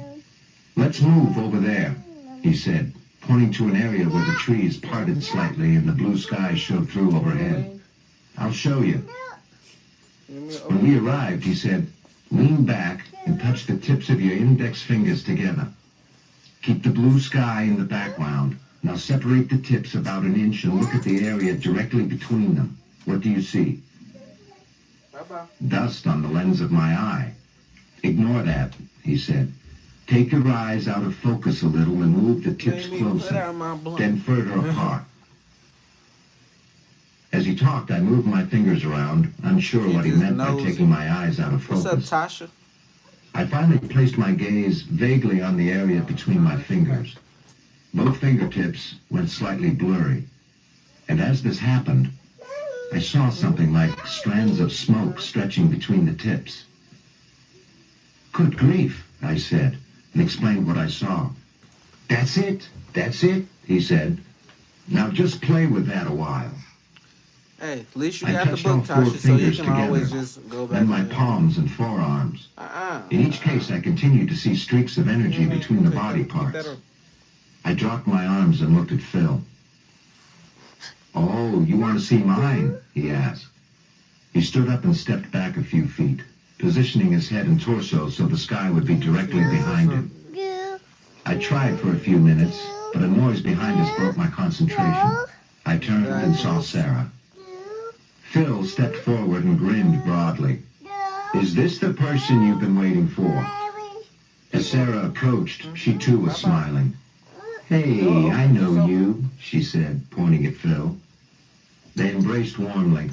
Then Sarah looked at me and said, Sorry I'm late. My mental alarm didn't go off for some reason. But now I guess I know why. It gave you two a chance to talk. What have you been doing? He just learned how to see the fields between his fingers, Phil said. Sarah looked at me. Like, I fuck with Tasha because she like one of them people, like, if you recommend a book, she gonna actually get it. Like, hopefully you don't just buy it and don't read it, but actually you reading it because you're here, so that's following through. Like, so shout out to Tasha for, like, I'm one of them people who, if you recommend a book, I'm gonna go read that mug. I probably won't buy the physical copy. I'll probably see if I can listen to the audiobook on YouTube, but if I can't, then I'm gonna go to Audible next, and if it ain't on there, then I'll buy the book. So, but I'm like I ain't gonna say I'm a cheapskate, but if it's free, I'm gonna go towards the free. Last year, Phil and I were up here. But I actually have this book. Like, so a book like the Celestine Prophecy is so good, it made me want to go buy the audiobook. So I could still like it and I'll still go purchase it. So it's definitely like I can't say you ain't missed nothing because we like we is kind of deep in, like, so, but you coming in at this exact moment, meaning this is the part you probably need to hear the most, so that you can take that into account. You probably ain't missed nothing. This very spot, learning to do the same thing. She glanced at Phil. Let's put our backs together. Maybe he can see the energy between us. They stood back to back in front of me. I suggested they move closer, and they stepped toward me until the space between us was about 4 feet. They were silhouetted against the sky, which was still a dark blue in that direction. To my surprise, the space between them looked lighter. It was yellow, or a yellowish pink. He sees it, Phil said, regarding my expression. Sarah turned and grabbed Phil by the arm, and they slowly stepped away from me so that their bodies were perhaps 10 feet away. Surrounding their upper torsos was a whitish pink field of energy. Okay, Sarah said seriously. She had walked over and crouched down beside me. Now look at the scene here, the beauty. I was immediately awed by the shapes and forms around me. I seemed to be able to focus on each of the massive oaks in a total way, not merely on one part, but on the whole form at once. I was immediately struck by the unique shape and configuration of limbs each displayed. I looked from one to the other, turning all around. Doing this somehow increased the feeling of the presence each oak exuded to me. As you with the dry lips, before you even try to lick them, make sure you give this video a thumbs up. I was seeing them for the first time, or at least fully appreciating them for the first time. Suddenly, the tropical foliage underneath the huge trees attracted my attention. I again looked at the unique form each plant exhibited. I also noticed the way each type of plant grew together with others of its own kind in what struck me as little communities. For instance, the tall banana. If I had dry lips, I'm like, I ain't liking shit. I probably give that shit a thumbs down if somebody called me out, knowing I had some dry lips. Type plants were often encircled by small philodendrons, who themselves were poised among even smaller fern-like plants. When I looked at these mini environments, I was again struck by their uniqueness of outline and presence. Less than 10 feet away, a particular foliage plant caught my eye. I had often known just this type as a house plant, a particular variegated form of philodendron. Dark green, its foliage branched out to about 4 feet in diameter. The shape of this plant seemed perfectly healthy and vibrant. "Yeah, focus on that one, but loosely," Sarah said. As I did so, I played with the focus of my eyes. At one point, I tried to focus on the space 6 inches to one side of each physical part of the plant. Gradually, I began to pick up glimpses of light. Then, with a single adjustment of my focus, I could see a bubble of white light encircling the plant. "I'm seeing something now," I said. "Look around some," Sarah said. I stepped back in shock. Around each plant within my vision was a field of whitish light, visible yet totally transparent, so that no... It's a part in the book, like further down. Like I'm not gonna spoil it, but it's a part in the book where he becomes one, like with nature and trees and all. And like I got a story about that when that part comes around. I'm gonna tell you about my story where I became one with just the trees, the sky, like birds. It was like I became one with everything. So funny story, hilarious story. Nothing like the book though. the plant's color or form was obscured. I realized that what I was seeing was an extension of each plant's unique beauty. It was as though first I had seen the plants, then I had seen their uniqueness and presence, and then something had amplified in the pure beauty of their physical expression, at which time I had seen the energy My fields. headphones on, so if I stop typing this because I'm not. This ends Hey, side you good, 1 of Tasha? cassette You 2. good? Please turn the cassette over and start side 2 at the same point. "See if you can see this," Sarah said. She sat down in front of me and faced the philodendron. Don't be surprised A if you fall plume asleep and of I the pop whitish up in light your dream. encircling her body erupted outward and Just from engulfed the hearing my voice. philodendron. The It be working diameter like of the that. plant's energy field in turn broadened by several feet. "Damn!" I exclaimed, which provoked laughter between the two friends. Soon I was laughing myself, conscious of the peculiarity of what was happening, but feeling absolutely no uneasiness at seeing quite readily phenomena I had totally doubted minutes earlier. I realized that the perception of the fields, rather than evoking a surrealistic sensation, actually made the things about me seem more solid and real than before. Yet at the same time, everything around me seemed different. The only reference I had for the experience was perhaps a movie which enhanced the color of the forest in order to make it seem mystical and enchanted. The plants, the leaves, the sky now all stood out with a presence and a slight shimmer that suggested life there, and perhaps consciousness beyond our ordinary assumption. After seeing this, there would be no way to take a forest for granted again. I looked at Phil. "Sit down and put your energy on the philodendron," I said. "I'd like to compare." Phil appeared perplexed. "I can't do it," he said. "I don't know why." I looked at Sarah. "Some people can and some can't," she said. "We haven't figured it out. Marjorie has to screen her graduate students to see who can do it. A couple of psychologists are trying to correlate this ability with personality characteristics, but so far no one knows." "Let me try," I said. "Okay, go ahead," Sarah replied. I sat down again and faced the plant. Sarah and Phil stood at right angles to me. "Okay, how do I begin?" Just focus your attention on the plant, as though to inflate it with your energy, Sarah said. I looked at the plant and imagined energy swelling up inside it. Then after a few minutes, I looked over at the two. Sorry, Sarah said wryly. You're obviously not one of the chosen few. Damn. I shot a mock frown at Phil. Nigga thought he was Angry voices special. from the path below interrupted our conversation.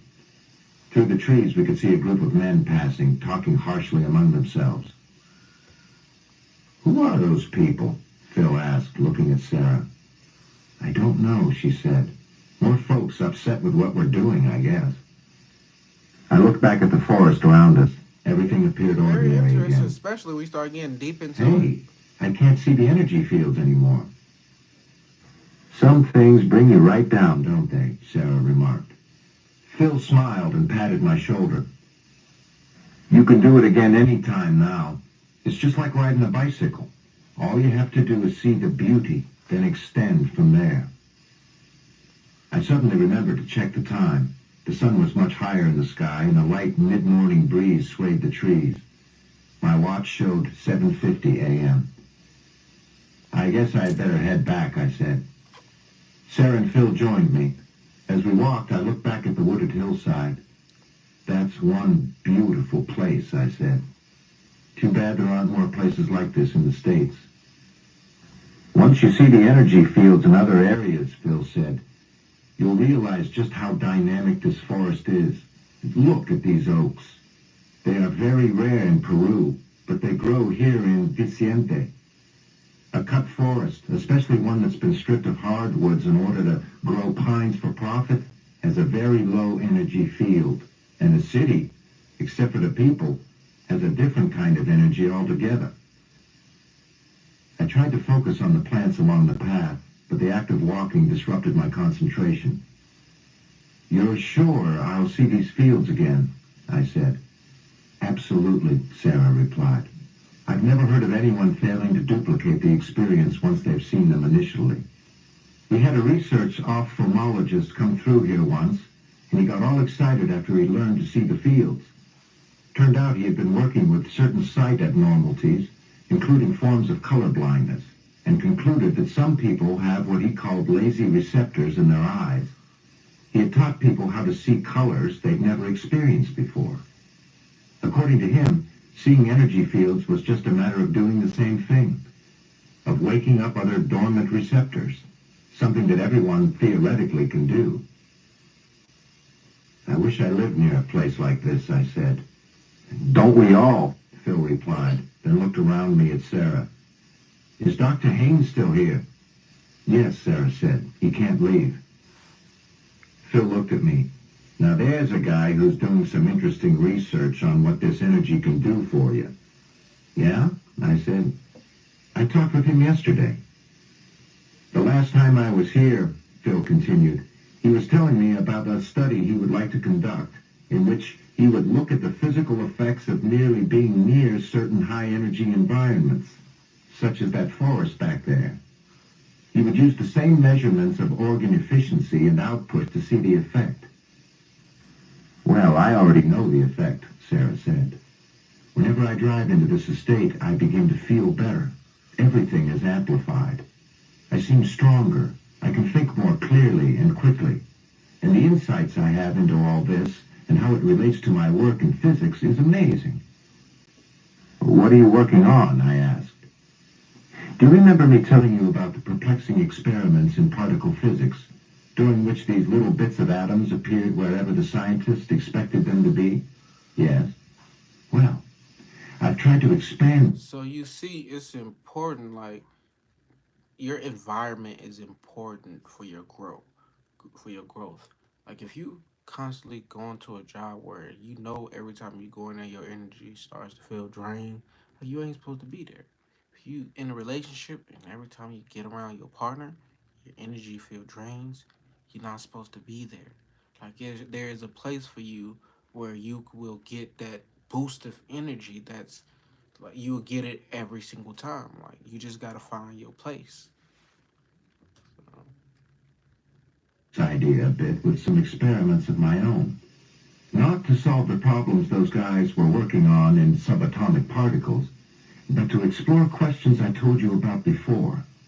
To what extent does the physical universe as a whole, since it is made up of the same basic energy, respond to our expectations?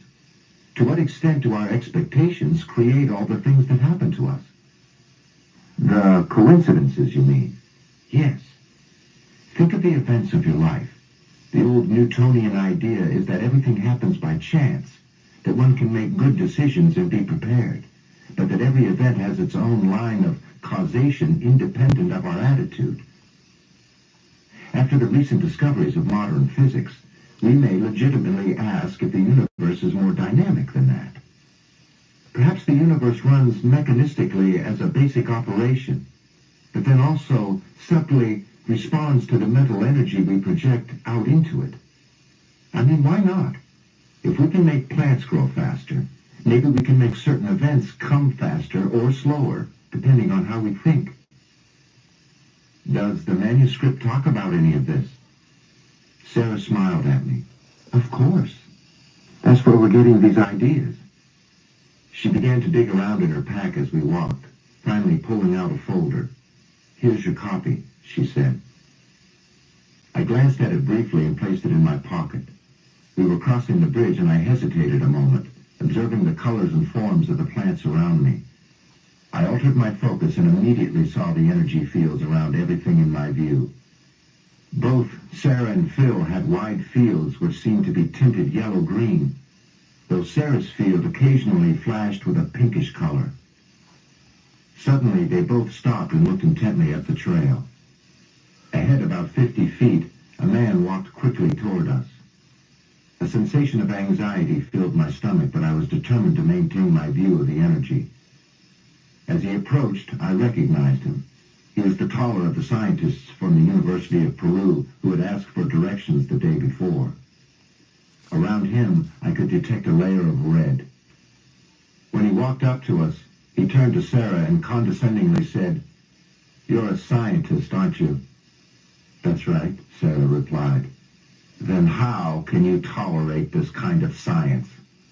I've seen these gardens and I can't believe the sloppiness. You people haven't controlled for anything. There could be many explanations for certain plants growing larger. Controlling for everything is impossible, sir.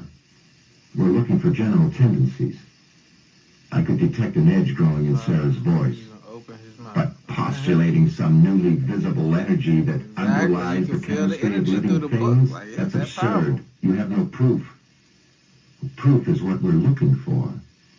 But how can you postulate the existence of You anything always before you get got some people proof? out there that's like that, just The voices of both fucking individuals sounded angry. negative for no reason. Like, doubting for no reason. Like, bruh, the fuck? You ain't even supposed to be over here. That negativity out of here.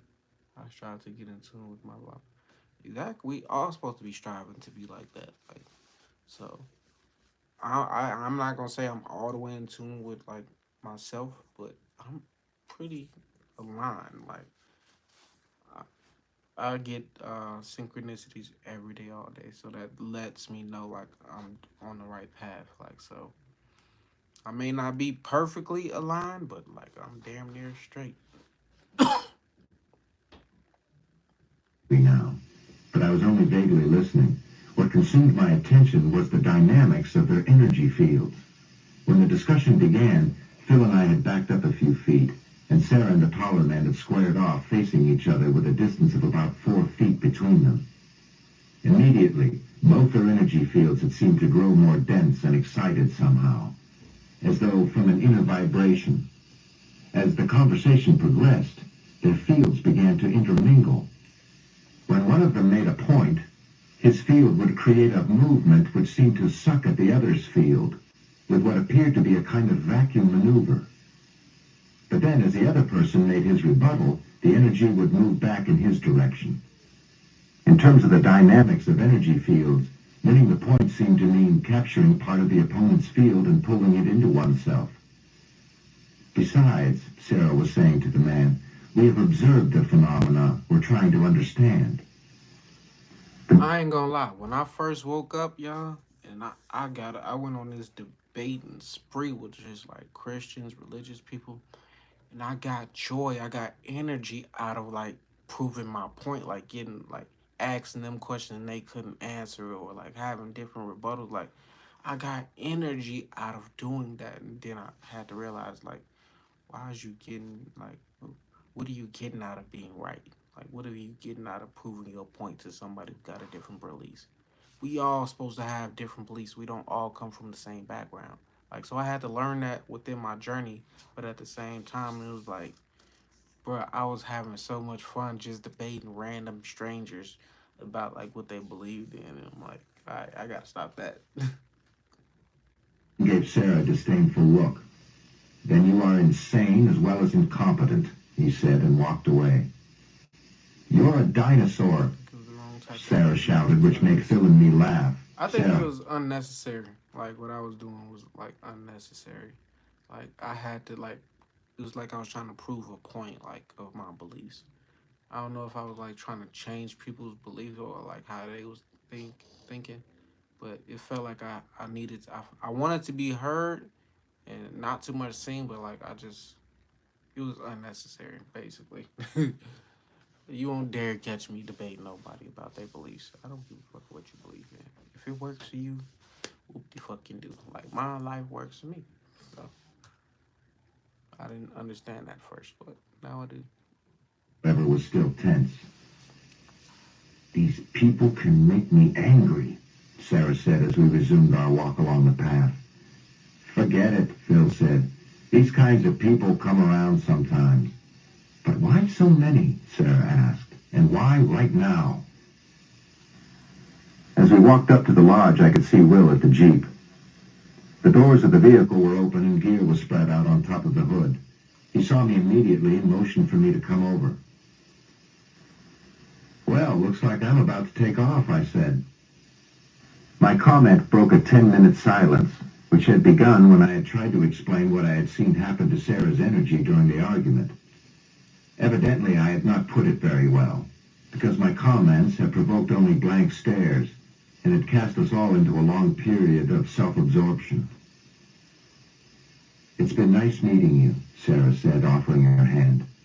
Phil was looking toward the He Jeep. don't know how to Is explain that himself. Will? Like he don't know how to like first, like when you first started coming across different knowledge and different like books and shit, and you want to tell other people about it, you're not gonna get it right like word for word, you because you're not. I didn't. For me, I wasn't studying like enough, and it wasn't even I wasn't studying enough. It was like I was just so quick to tell somebody what I had just learned, and I'm like, Kenneth, slow down, like learn more, read more about the subject before you start like trying to put other people on. Now I don't have that problem. I don't even try to wake nobody up. I don't try to force nothing on nobody.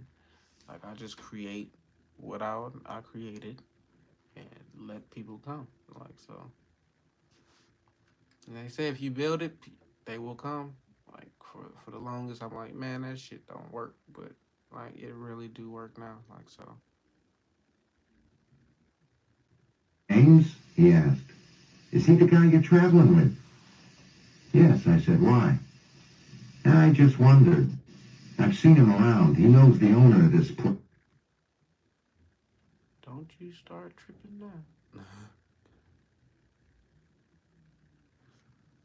Like I said, I got the audio book on backup just in case this shit start tripping, and it looked like it's tripping.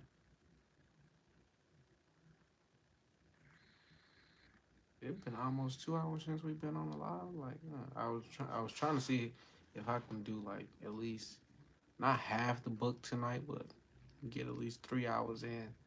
But now this shit tripping. My computer's like, that's enough. But it's probably somebody's negative energy trying to stop me from like completing my mission.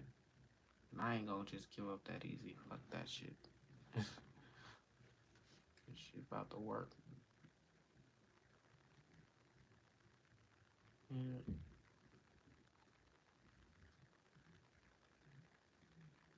there it is. It's popping up. Well, one thing popped up.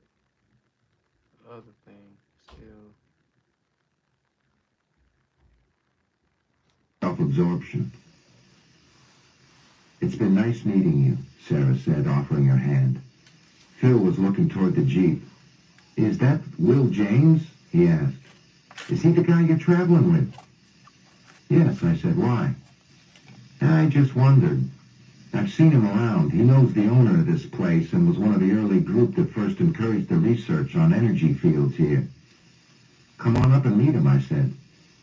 No, I have to go, he said. I'll see you around here later on. I know you won't be able to stay away. No doubt, I said.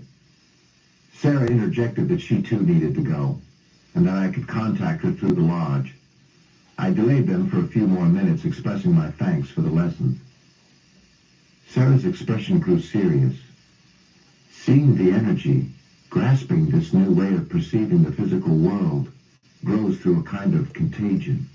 We don't understand it, but when a person hangs out with others who see this energy, usually they begin to see it too. So, go show it to someone else. I nodded and then hurried up to the Jeep.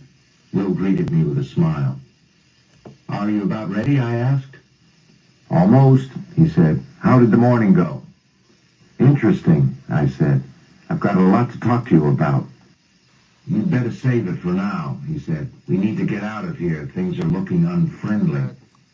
I walked closer to him. What's going on? I asked.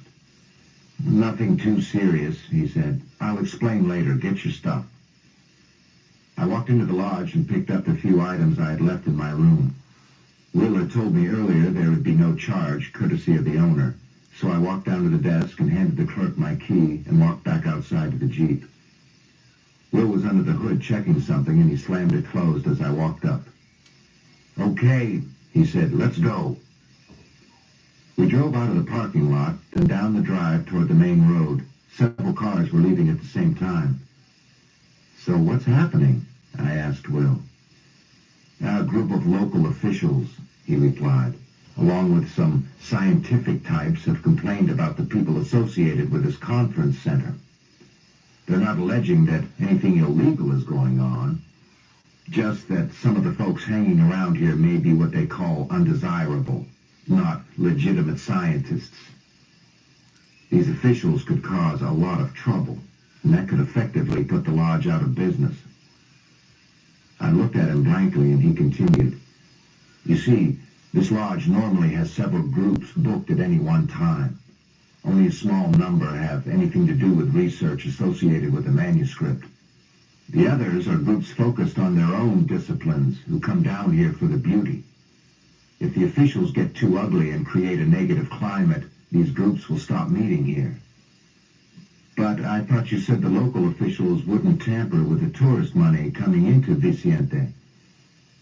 I didn't think they would. Someone has them nervous about the manuscript. Did anyone in the gardens understand what was occurring? No, not really, I said. They were just wondering why all of a sudden more angry people were around. Will remained silent. We drove out the gate and turned southeast. A mile later, we took another road which headed due east toward the mountain range in the distance. We'll be going right by the gardens, Will said after a while. Ahead, I saw the plots and the first metal building. As we came alongside, the door opened and I met eyes with the person coming out. It was Marjorie. She smiled and turned toward me as we passed, our gaze lingering for a long moment. Who was that? Will asked. A woman I met yesterday, I answered. He nodded, then changed the subject. Did you get a look at the third insight? I was given a copy. Will didn't reply, appearing to be lost in thought, so I pulled out the translation and found where I'd stopped reading. From there, the third insight elaborated on the nature of beauty, describing this perception as the one through which humans would eventually learn to observe energy fields. Once this occurred, it said, then our understanding of the physical universe would quickly transform. For instance, we would begin to eat more foods which were still alive with this energy, and we would become conscious that certain localities radiate more energy than others, the highest radiation coming from old natural environments, especially forests. I was about about to read the final pages when Will suddenly spoke. "Tell me what you experienced back at the gardens," he said. As best I could, I related in detail the events of the 2 days, including the people I had met. When I told him of the encounter with Marjorie, he looked at me and smiled. "How much did you talk to these people about the other insights and how these insights relate to what they're doing in the gardens?" he asked. "I didn't mention them at all," I replied. "I didn't trust them at first, and later I just figured they knew more than me." "I think you could have given them some important information had you been perfectly honest with them." "What kind of information?" He looked at me warmly. "Only you know that." I was at a loss for words, so I looked at the landscape. The terrain was growing increasingly hilly and rocky. Large granite outcrops overhung the road. "What do you make of seeing Marjorie again as we passed the gardens?" Will asked. I started to say, just a coincidence, but instead I said, "I don't know. What do you think?" "I don't think anything happens by coincidence. To me it means you two have unfinished business, something you needed to say to each other that you didn't." The idea intrigued me, but disturbed me as well. I'd been accused all my life of remaining too distant, of asking questions but not expressing opinions or committing to a position. How many of y'all Why, like I him? wondered, was this coming up again now? I also noticed that I was beginning to feel differently. At Vicente, I had felt adventurous and competent, and now I was feeling what could only be called a growing depression mixed with anxiety. "Now you've made me depressed," I said. He laughed loudly, then replied, "It wasn't me. It was the effect of leaving the Vicente estate. The energy of that place makes you high as a kite. Why do you think all these scientists began hanging around here years ago? They don't have a clue as to why they like it so much." He turned to look directly at me. "But we do, don't we?" He checked the road, then looked at me again, his face full of regard. "You have to crank up your own energy when you leave a place like that." I just looked at him, puzzled, and he gave me a reassuring smile. Afterward, we were both silent for perhaps a mile. Then he said, "Tell me more of what happened at the gardens."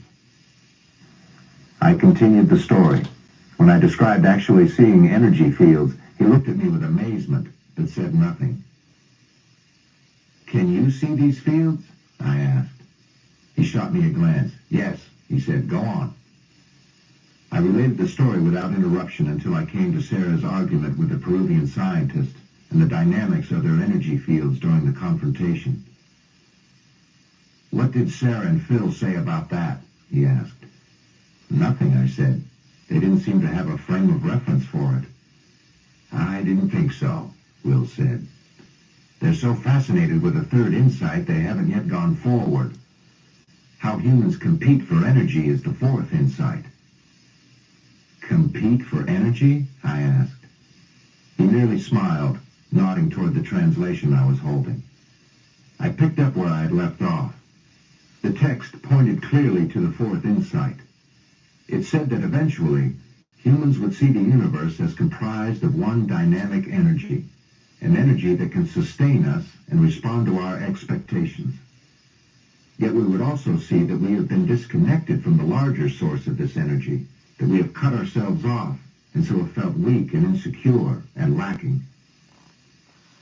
In the face of this deficit, we humans have always sought to increase our personal energy in the only manner we have known, by seeking to psychologically steal it from others, an unconscious competition that underlies all human conflict in the world. The struggle for power. A pothole in the gravel road jolted the Jeep and woke me up. I looked at my watch, 3 p.m. As I stretched and attempted to fully awaken, I felt a sharp pain in the small of my back. Good night, dancers The tonight. Thank you drive for had been tuning in, grueling. brother. After leaving Vicente, we had traveled the entire day. I'm gonna start trying gliding to in several different directions, go as though Will live were looking for sooner. something we couldn't Not sooner, find. but earlier, so We had spent the people night at a don't be small too inn where the tired, beds like were trying to hard and tune in, lumpy, like and I'd so. slept little. Now, But after traveling hard for the second day in a row, these books do put people to sleep. I ain't gonna lie. Like, I can't even lie about that shit. Even though they're full of information and knowledge, they will put you to sleep. So can't be mad at that. But that's why you can always go back and like watch the live where you left off at. Like that's the good thing about YouTube. I was ready to complain. I looked over at Will. He was focused on the road and so intent and alert that I decided not to interrupt him. He seemed to be in the same serious mood he had displayed several hours ago when he had stopped the Jeep and told me we needed to talk. Do you remember that I told you the insights had to be discovered one at a time? Didn't even know He you had was asked. gone, Tasha. Yes. Couldn't even Do tell. you believe that each will indeed present itself? Well, they have so far, I said half humorously. Will looked at me with a serious expression. Finding the third insight was easy. All we had to do was visit Vicente. From now on, running across the other insights may be much more difficult. He paused for a moment, then said, I think that we should go south to a small village near Quilabamba, a place called Kula. There's another virgin forest up there that I think you should see. But it's vitally important that you stay alert. Coincidences will occur regularly, but you have to notice them. Do you understand? I told him I thought I did and that I would keep what he said in mind. After that, the conversation had lapsed and I had fallen into a deep sleep. A sleep I now regretted because of what it had done to my back. I stretched again, and Will looked over at me. Where are we? I asked. In the Andes again, he said. The hills had turned into high ridges and distant valleys. The vegetation was coarser now, the trees smaller and wind-blown. Inhaling deeply, I noticed the air was thinner and cool. Better put on this jacket, Will said, pulling a brown cotton windbreaker from a bag. It'll be cold up here this afternoon. Ahead, as the road rounded a bend, we could see a narrow crossroads. On one side, near a white-frame store and gas station, a vehicle was parked with the hood open. Tools lay on a cloth covering the fender. As we drove past, a blond man walked out of the store and glanced at us briefly. He was round-faced and wore dark-rimmed glasses. I looked at the man closely, my mind racing back 5 years. I know it wasn't him, I said to Will, but that guy looks just like a friend of mine I used to work with. I haven't thought of him in years. I noticed Will was scrutinizing me.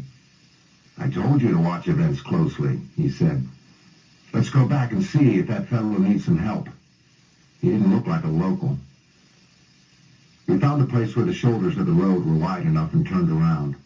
When we returned to the store, the man was working on the engine. Will pulled up to the pump and leaned out the window. Looks like you have trouble, Will said. The man pushed his glasses back up on his nose, a habit my friend also shared. Yes, he replied. I have lost my water pump. The man appeared to be in his early 40s and was of a slight build. His English was formal, with a French accent.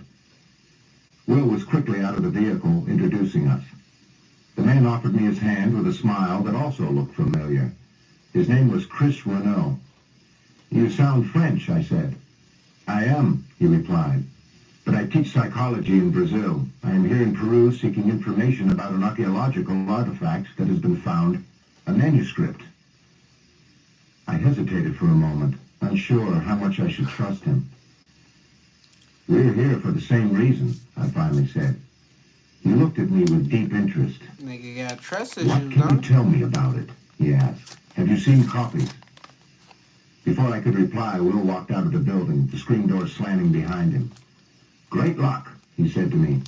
The owner has a place where we can camp and there's some hot food. We might as well stay for the night. He turned and looked expectantly at Renault. If you don't mind sharing your reservations. No, he said. I welcome the company. A new pump cannot be delivered here until tomorrow morning. While he and Will began a conversation about the mechanics and reliability of Renault's Land Cruiser, I leaned back against the Jeep, feeling the warmth of the sun and drifting into a pleasant reverie about the old friend Renault had brought to mind. My friend had been wide-eyed and curious, very much like Renault seemed, and a constant reader of books.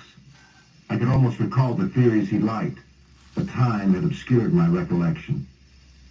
"Let's get our stuff down to the campsite," Will was saying, patting me on the back. "Okay," I said absently. He opened the rear door and pulled out the tent and sleeping bags and loaded my arms, then grabbed a duffel bag full of extra clothing. Renault was locking up his vehicle. We all walked past the store and down a course of steps.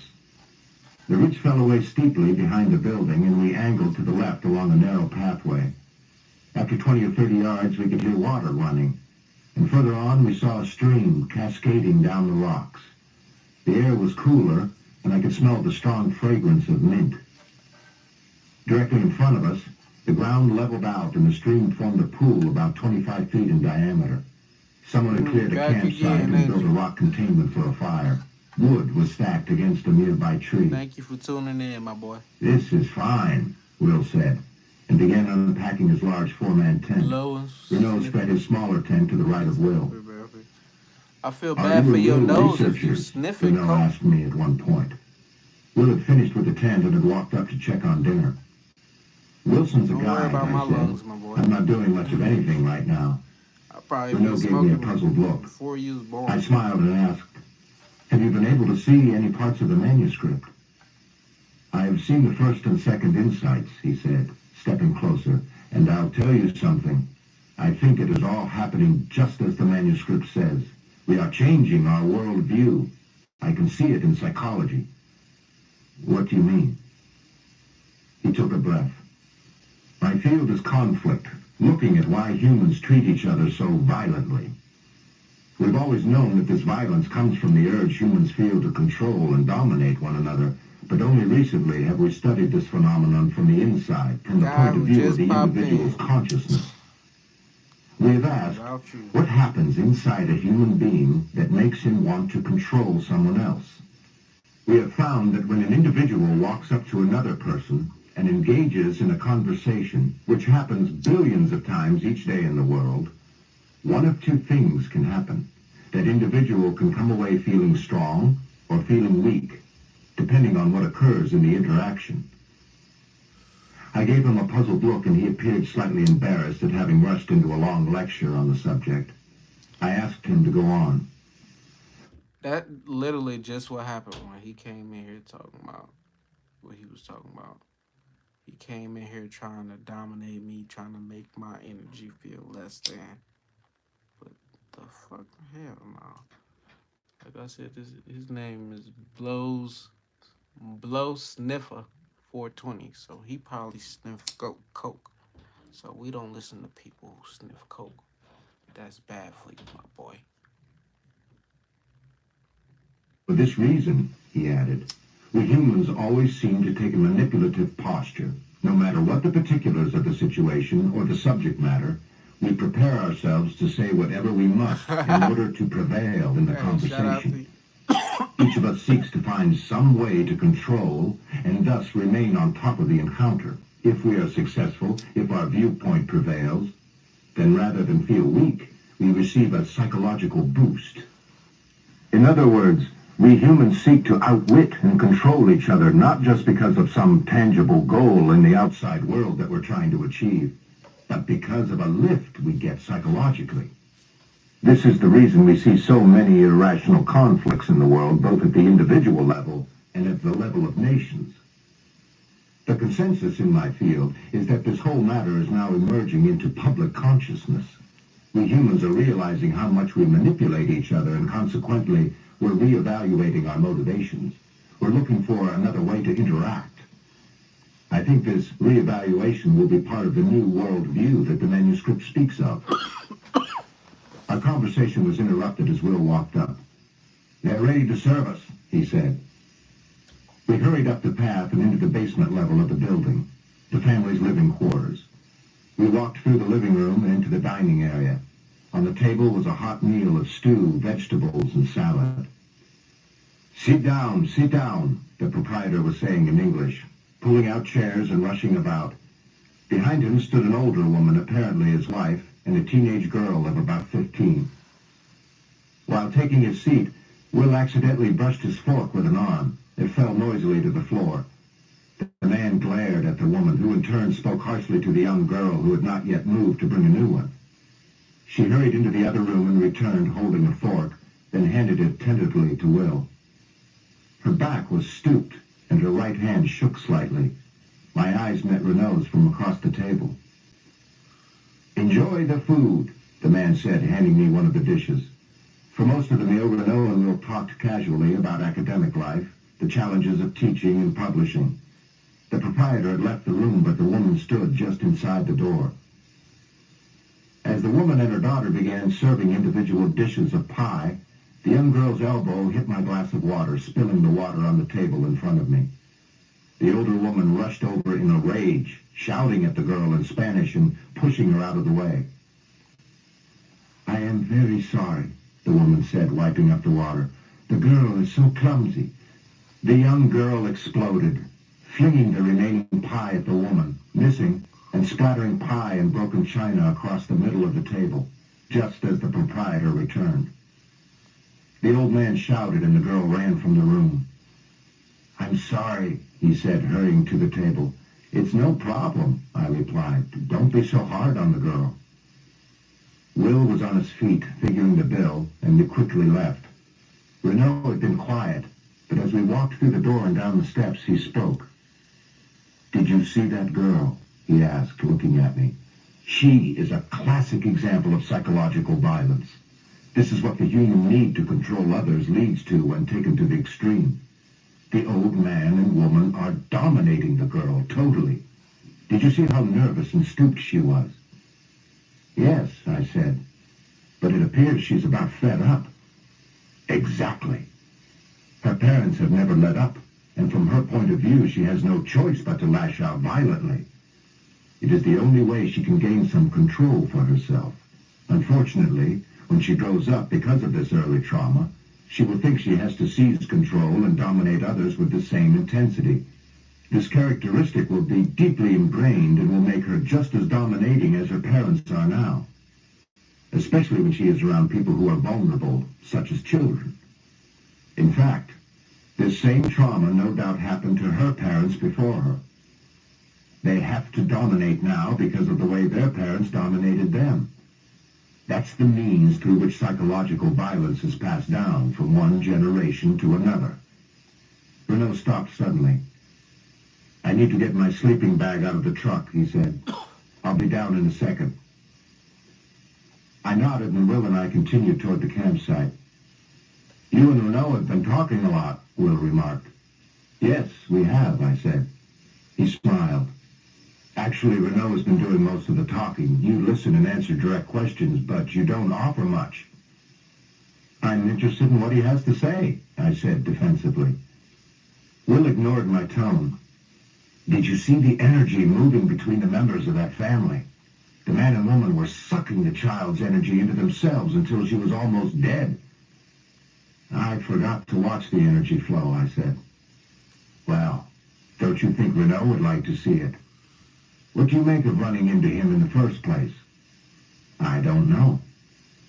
"Don't you think it has some meaning? We were driving down the road and you see someone who reminds you of an old friend, and when we meet him, he happens to also be looking for the manuscript. Doesn't that sound beyond coincidence?" "Yes. Perhaps you met so that you could receive some information that will extend your journey here. And doesn't it follow that perhaps you have some information for him as well?" "Yes, I guess so. What do you think I should tell him?" Will again looked at me with his characteristic warmth. "The truth," he said. Before I could say anything else, Renault came bounding down the path toward us. "I brought a flashlight in case we need it later," he said. For the first time I became aware of the twilight and looked west. The sun had already set, but the sky was still a bright orange. The few clouds in that direction carried a darker reddish color. For an instant, I thought I saw a whitish field of light around the plants in the foreground. but the image faded. Beautiful sunset, I said, then noticed Will had disappeared into his tent, and Renault was pulling his sleeping bag from its case. Yes, it is, Renault said distractedly without looking. I walked over to where he was working. He looked up and said, I didn't get to ask you, what insights have you seen? The first two were only described to me, I replied, but we just spent the last 2 days at the Vicente Lodge near Satipo. While we were there, one of the people doing research gave me a copy of the third insight. It's pretty amazing. His eyes lit up. Do you have it with you? Yes. Do you want to look at it? He jumped at the opportunity and took it into his tent to read. I found some matches, an old newspaper, and started the fire. After it was burning brightly, Will crawled out of his tent. Where's Renault? He asked. He's reading the translation Sarah gave me, I said.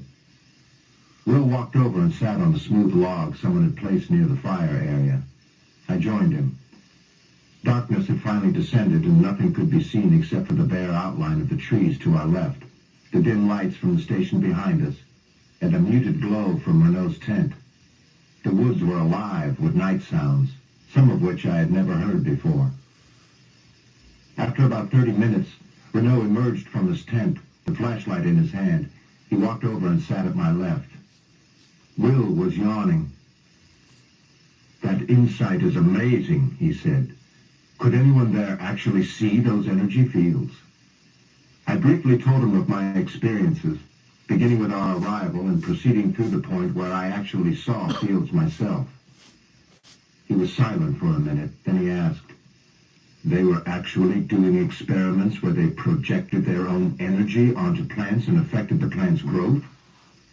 It affected their nutritional potency too, I said. But the main insight is broader than that, he commented almost to himself. I actually just shared a short with Dipsey Hussle talking about like playing Bob Marley music to your weed plants, like and that'll make your weed grow like way better. So The third insight is that the universe on the whole is made up of this energy, and we can affect perhaps not only plants, but other things as well, just by what we do with the energy that belongs to us, the part we can control. He paused for a minute. I wonder how we affect other people with our energy. Will looked at me and smiled. I'll tell you what I saw, I said.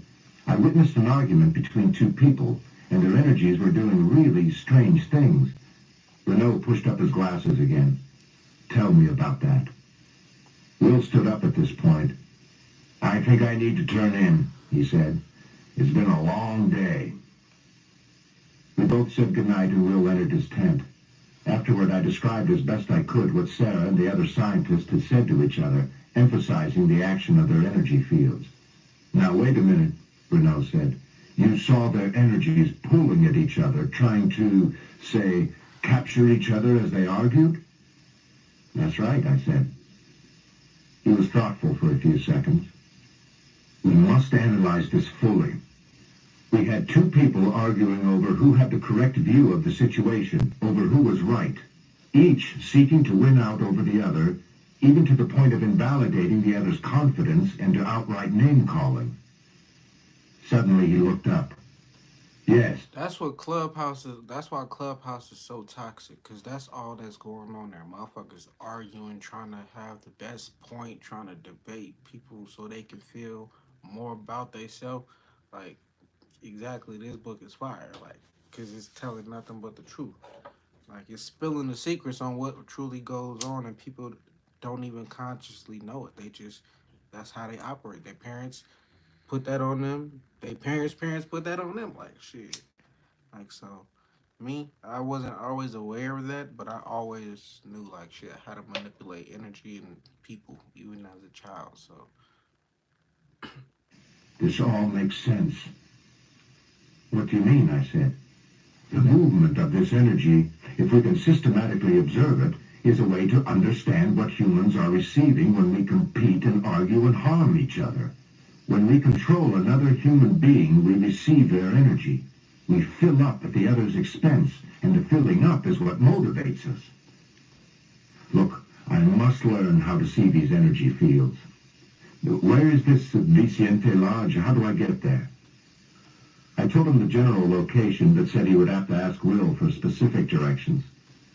Yes, I'll do that tomorrow, he said with commitment. For now, I should get some sleep. I want to leave as early as possible. He said good night, then disappeared into his tent, leaving me alone with the crackling fire and the night sounds. This ends side 2 of cassette 2 of the Celestine Prophecy. Please fast forward to the end before loading cassette 3. The Celestine Prophecy, cassette 3. When I awoke, Will was already out of the tent. I could smell the aroma of hot cereal. I slipped out of my sleeping bag and looked out through the tent flap. Will was holding a pan over the fire. Renault was nowhere to be seen, and his tent was gone. "Where's Renault?" I asked, climbing out and walking over to the fire. "He's already packed up," Will said.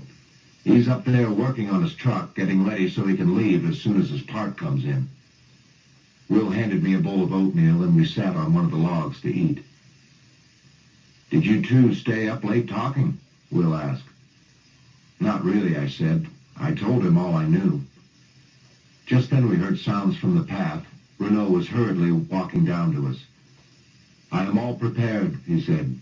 "I must say goodbye." After several minutes of conversation, Renault walked back up the steps and left. Will and I took turns bathing and shaving in the station owner's bathroom. Then we packed our gear, filled the vehicle with gas, and departed, heading north. "How far is Kula?" I'm happy I like asked. y'all connect. I knew y'all would connect with this book, like, cause I fuck with this shit heavy. Like, when I first heard this book, I'm like, wait, this is what goes on. Like, this is how like that energy shit works. Like, it's real, really real. Like, this book explains all that shit. "We should be there before nightfall if we're lucky," he said, then added, "So what did you learn from Renault?" Shout out to Louis X. I looked closely at him. He seemed to be looking for a specific answer. "I don't know," I said. "What conception did Renault leave with you?" "That we humans, although we are unconscious of it, have the tendency to control and dominate others. We want to win the energy that exists between people. It builds us up somehow, makes us feel better." Will was looking straight ahead at the road. He looked as if he was suddenly thinking of something else. "Why do you ask?" I inquired. "Is this the fourth insight?" He looked at me. "Not quite. You have seen the energy flow between people, but I'm not sure you know how it feels when it happens to you." "Then tell me how it feels," I said, growing exasperated.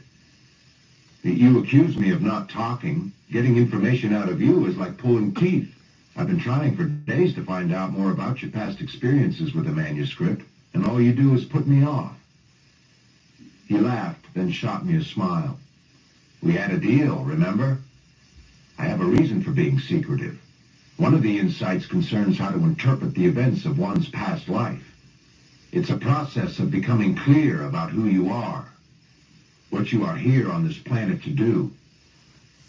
I want to wait until we reach this insight before we discuss my background, okay?" I smiled at his adventurous tone. "Yeah, I guess." For the remainder of the morning we rode in silence. The day was sunny and the sky blue. Occasionally, as we proceeded higher into the mountains, thick clouds would float across our path, covering the windshield with moisture. Around noon, we pulled over at an overlook that afforded a spectacular view of the mountains and valleys to the east. "Are you hungry?" Will asked. I nodded, and he pulled 2 carefully wrapped sandwiches from a bag on the back seat. After he handed me one of them, he asked, "What do you think about this view?" "It's beautiful." He smiled slightly and stared at me, giving me the impression that he was observing my energy field. "What are you doing?" I asked. "Just looking," he said. Mountain peaks are special places that can build energy in whomever sits on them. You look as though you have an affinity for mountain overlooks. I told Will of my grandfather's valley and of the ridge overlooking the lake, and how it had made me feel alert and energized the same day Charlene had arrived. Perhaps growing up there, he said, prepared you for something here now. I was about to ask him more about the energy that mountains provide when he added, when a virgin forest is on a mountain, the energy is amplified even more. Is the virgin forest we're headed for on a mountain? I asked. Look for yourself, he said. You can see it. He pointed toward the east. Miles away, I could see two ridges which ran parallel to each other for what looked like several miles. Then they converged, forming a V shape. In the space between the two ridges lay what looked like a small town, and at the vortex, the point where the two ridges met, the mountain rose sharply and butted off into a rocky summit. The summit appeared slightly higher than the ridge we were on, and the area around its base seemed much greener, as though covered with lush foliage. That area of green? I asked. Yes, Will said. It's like Vicente, yet more powerful and special. How is it special? It facilitates one of the other insights. How? I asked. He started the Jeep and pulled back onto the road. I'm betting, he said, that you will find out. Neither of us said much more for an hour or so. Then I drifted off to sleep. Sometime later, Will was shaking my arm. Wake up, he said. We're coming into Kula. I sat up in the seat. Ahead of us, in a valley where two roads came together, was a small town. On both sides were the two ridges we had seen. The trees on the ridges seemed as large as those at Vicente and spectacularly green. I want to tell you something before we drive in there, he said. In spite of the energy of this forest, this town is a lot less civilized than other areas of Peru. It's known as a place to get information about the manuscript, but the last time I was here, it was full of greedy types who didn't feel the energy and didn't understand the insights. They merely wanted the money or recognition they might get by discovering the ninth. I looked at the village. It consisted of 4 or 5 streets and avenues.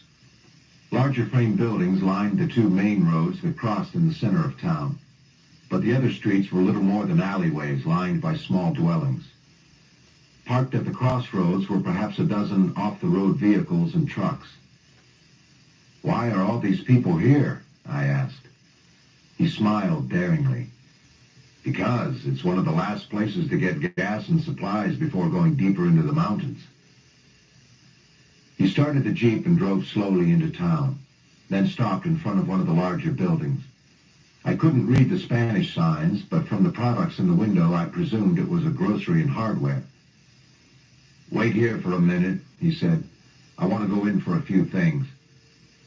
I nodded and Will disappeared inside. As I looked around, a truck pulled up across the street and several people got out. One was a dark-haired woman in a fatigue jacket.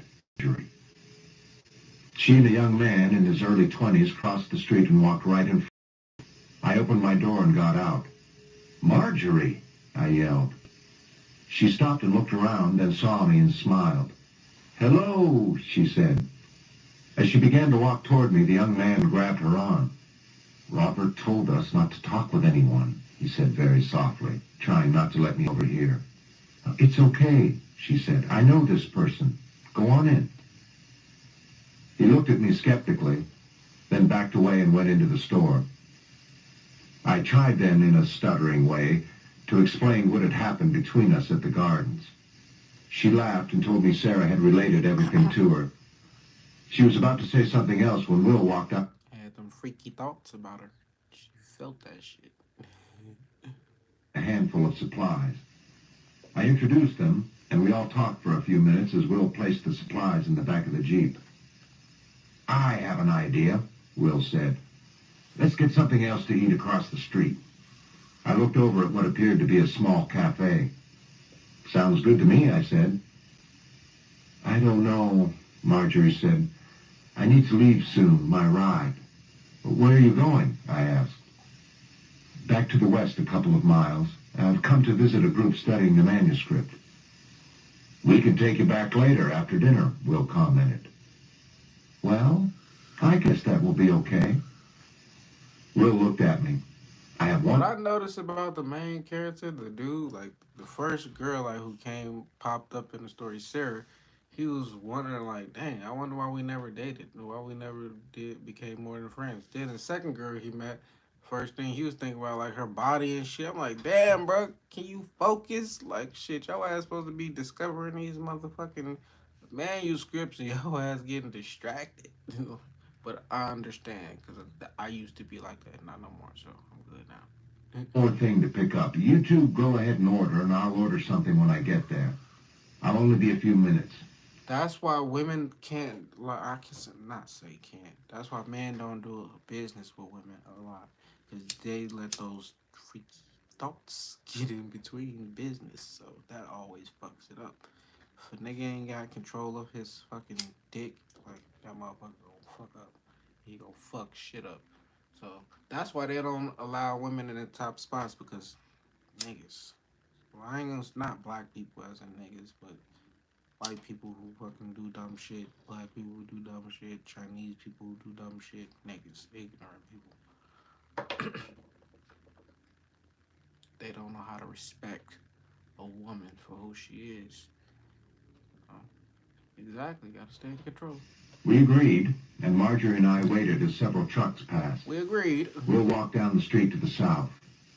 Suddenly, the young man with whom Marjorie had arrived walked out of the store and confronted us again. Where are you going? He said, holding her arm. This is a friend of mine, she replied. We're going to eat, and then he can run me back later. Look, you can't trust anyone up here. You know I Robert just gotta wouldn't make approve. sure so when It's okay, white people she start said. watching my shit I too, want like they don't get offended. Like, yeah, I call white people niggas too. Y'all all in the same fucking barrel.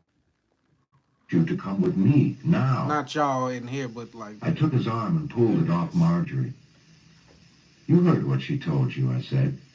He stepped back and looked at me, suddenly appearing very timid. He turned and walked back into the store. Let's go, I said. We walked across the street and into the small diner. The eating area consisted of one room and just 8 tables and was permeated with a smell of grease and smoke. I spotted an unoccupied table on the left. As we walked over, several people glanced up at us for an instant, then returned to what they were doing. The waitress spoke only Spanish, but Marjorie knew the language well and ordered for us both. Afterward, Marjorie looked at me warmly. I grinned at her. Who is that guy you were with? That's Kenny, she said. Hey, that's I me. don't know what's wrong with him. Thanks for That ain't helping. me. I She was wouldn't be looking tripping directly on into that. my eyes, and her comment made me feel wonderful. How did you get connected with that group, I asked. Robert Jensen is an archaeologist. He's formed a group to study the manuscript and to search for the ninth insight. He came by Vicente a few weeks back, then again a couple of days ago. What? I asked. Well, I was in a relationship at Vicente that I wanted to get away from. Then I met Robert, and he was so charming, and what he was doing seemed so interesting.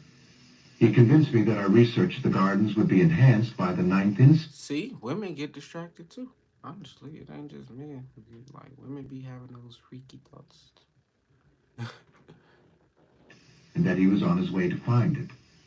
He said searching for this insight would be the most exciting thing he has ever done. And when he offered me a place on his team for a few months, I decided to accept.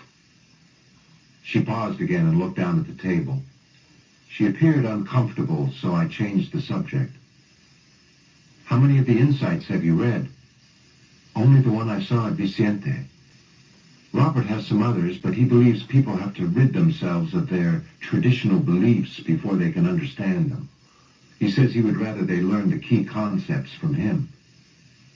I must have See, frowned a because she nigga added, like that, like who want to hold the information to them for themselves, is the wrong type of person to have that type of information. Like, yeah, we all supposed to come into that knowledge ourselves and like in our own ways. But if you got the information, you supposed to teach it. Like, you supposed to be fruitful with giving. Like, them, can't trust you. Them type of people want to be the main guy. I want everybody to come to me. Yeah, cause I got it. Nah, fuck you. You He don't. probably ain't even got the fucking. He probably capping. Like, you probably one of them cappers. Got people following him because he fucking got some type of information, got some consciousness, but yet he thinking he got it all. Nah, I can see through those type of people. Much, do you? It sounds suspicious, I said. She looked at me intensely again. I wondered about it too. Maybe when you take me back, you can talk with him and tell me what you think. The Shit, it waitress sounds arrived suspicious and to brought our him. food, The and guy as she was came back. walking away, I saw Will come in the door. He walked quickly to our table. I've got to meet some people about a mile north of here, he It's said. 11:11 I'll be gone on the about clock, 2 so make hours. a wish. Take the Jeep and take Marjorie back. That's I'm a right. synchronicity for me, like seeing 11:11 on the clock. Like, so it may not be 11:11 where you at, but it is on the West Coast. So shit, it's all the same time. Ain't no fucking different. Someone else. He shot me a smile. We can meet back here. The thought came to me to tell him about Robert Jensen, but I decided against it. Okay, I said. He be He holding looked at back. Marjorie. It Not be stuff he's supposed to say and he don't say it. Like, that's what you're in the wrong again. Like, so he has to learn that lesson though. Like, when it's something you think and you like, should I say that? Yeah, you supposed to say it. You supposed to open your mouth because you never know the outcome. What it's gonna do. Like, the butterfly effect is real. The smallest thing can make a big impact in the future just by opening your mouth. to have met you. Wish I had time to stay and talk. She looked at him with her coy expression. Maybe some other time. He nodded, handed me the keys, and walked away. Marjorie ate for a few minutes, then said, he seems like a man with a purpose. How did you meet him? I told her in detail of my experiences upon first arriving in Peru. As I talked, she listened intently. So intently, in fact, that I found myself telling the story with great ease and expressing the dramatic turns and episodes with insight and true flair. She seemed spellbound, hanging on every word. Goodness, she said at one point. Do you think you're in danger?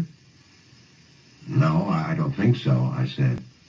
Not Ah. this far from Lima. She was still looking at me. When he started on his journey, everything was smooth, everything was connecting, like just working out for him. But as you just get further in your journey, you gonna start to get tested. You gonna start to form enemies. Like, enemies will develop when you start to become your higher self. When they see you have some type of power, some type of influence, that's when that jealousy, hate start coming in. Well, no, it come in before that. Because when people can see your potential, they can feel your energy. They probably don't understand what they feel or see or know. Like, but people be knowing. That's why you gotta protect your energy at all times. Late. So while we finished eating, I briefly summarized the events at Vicente up to the point where Sarah and I had arrived at the gardens. That's where I met you, I said. And you ran off. Oh, it wasn't like that, she said. I just didn't know you, and when I saw your feelings, I thought it was best to leave. Well, I apologize, I said, chuckling, for letting my energy get out of hand. She looked at her watch. I guess I should be getting back. They'll be wondering about me. I left enough money for the bill, and we walked outside to Will's Jeep. The night was chilly, and we could see a trace of our breath. As we got in, she said, head back north on this road. I'll tell you when to turn. I nodded and made a quick U-turn in the street and headed that way. Tell me more about this farm we're going to, I said. I think Robert rents it. Apparently his group has been using it for a long time while he's studied the insights. Since I've been there, everyone has been assembling supplies and readying the vehicles, things like that. Some of his men seemed very rough. Why did he invite you along, I asked. He said he wanted a person who could help interpret the last insight once we found it. At least that's what he said back at Vicente. Here, he's only talked about supplies and helping to prepare for the trip. Where is he planning to go? I don't know, she replied. Time always He reveals never a answers me person's when true I ask. intentions. After about a mile and a half, she pointed out a turn to the left onto a narrow, rocky road. It meandered up a ridge and down into a flat valley. Ahead was a farmhouse made of rough planking. Behind it were several barns and outbuildings. 3 llamas peered at us from a fenced pasture. As we slowed to a stop, several people walked around the vehicle and stared without smiling. I noticed a gas-powered electric generator humming at the side of the house. Then the door opened, and a tall, dark-haired man with strong, lean features walked toward us. "That's Robert," Marjorie said. "Good," I said, still feeling strong and confident. We got out as Jensen walked up to us. He looked at Marjorie. "I was worried about you," he said. "I understand you ran into a friend." I introduced myself, and he shook my hand firmly. "I'm Robert Jensen," he said. "Glad you two are all right. Come in." Inside, several people busied themselves with supplies. One carried a tent and camping gear toward the back. Through the dining room, I noticed 2 Peruvian women in the kitchen packing food. Jensen sat in one of the chairs in the living room and directed us to 2 others. "Why did you say you were glad we were all right?" I asked. He bent toward me and asked in a sincere tone, "How long have you been in this area?" "Only since this afternoon." "Then you couldn't know how dangerous it is here. People are disappearing." Once they started talking about you ain't been like getting chased or you ain't came across no danger, that's when they start speaking that shit into his existence. And guess what? It's gonna happen. Like shit about to get rough. Have you heard of the manuscript of the missing ninth insight? Yes, I have. In fact, then you need to know what's going on, he interrupted. The search for the last insight is getting ugly. There are dangerous people involved in this. Who? I Shit, asked. he haven't even found the People fifth who don't care insight. about the archaeological value of this discovery at all. People who just want the insight for their own purposes. A huge man with a beard and paunch interrupted the conversation and showed Jensen a list. They discussed something briefly in Spanish. Jensen looked at me again. "Are you here to find the missing insight too?" he asked. "Do you have any idea what you're getting into?" I felt awkward and had difficulty expressing myself. "Well, I'm mainly interested in finding out more about the entire manuscript. I haven't seen that much of it yet." He straightened in his chair, then said, When the mornings start coming in, like that's where you start to prepare and beware. Like, 'cause he had no idea what he was getting himself into. Like the girl in the beginning, she was just saying, yeah, the way she presented it, it sounded like all cool and dandy. Until like he got to Peru and started meeting more people like who got had more insight. Shit. Now that shit about to fucking start like testing him. See if he gonna turn him back. Like, cause the universe will test you on your journey to see if you gonna quit, to see if you're just gonna settle for how far you got along. Like it's been plenty of times where I feel like damn I'm cool right here. I ain't gotta do nothing extra, but I have to keep pushing myself. I have to keep going forward because I can't stay content at where I'm at right now. Like in where I was in the past. Like I gotta keep moving forward. Like it's always something else I want. "Realize that the manuscript is a state artifact and that copies of it have been made illegal except by permit?" "Yes, but some scientists disagree with that. They feel the government is suppressing new..." "Don't you think the nation of Peru has the right to control its own archaeological treasures? Does the government know that you're in this country?" I didn't know what to say. Oh, The sound like surge of that sound like anxiety in my somebody who don't stomach want was the shit back. to get out. Like Look, shit. Oh, girl, don't get working me with the wrong, bad people. he Sound said, like it. smiling. I'm on your side. If you have some sort of academic support from outside the country, then tell me, but I get the feeling you're just floating around. Something like that, I said. I noticed Marjorie's focus had shifted from me to Jensen. What do you think he should do? She asked. Jensen stood up and smiled. I could, perhaps, work you into a position with us here. We need more people. Where we are going is relatively safe, I think. And you could find some avenues home along the way if things didn't work out. He looked at me closely. But you'll have to be willing to do exactly as I say, Fuck every no. step of the way. Fuck no. I glanced over at Marjorie. That's why I don't got no mentor. Like, that's why I ain't got no big homie. Cause I ain't about to have nobody telling me exactly what I'm gonna be doing. No, I wanna live my life how I wanna live it. Like, I ain't hurting nobody. I'm not doing nothing wrong. I'm not putting myself in danger. So there is no point in me being controlled. You can't control what I'm gonna talk about, what I'm gonna speak about, especially what I'm gonna think about. Like, so this dude off the back, like knowing like shit, he on a journey to like getting more information, finding that information, those manuscripts. So before he even find them, he gonna put it. He want him to be under his wing, so he can control him. Like fuck that shit. Me, I'd rather just keep going on the journey I've been on without outside forces trying to control me. Still looking at Jensen. I felt confused. Perhaps I should consider Jensen's offer, I thought. If he was in good standing with the government, then this might be the only opportunity I had for a legitimate way back to the States. Perhaps I had been fooling myself. Perhaps Jensen was right, and I was in way over my Weirdo head. vibes, exactly. I think you should consider what Robert is saying, Mark Soon as you said right, he said right at the same time. commented. It's too frightening out there alone. Though I knew she might be correct, I still had faith in Will, in what we were doing. I wanted to express this thought, but when I tried to speak, I found I couldn't formulate the words. I could no longer think clearly. I mean, Suddenly, the large bloody man walked into the energy. room again and looked out the window.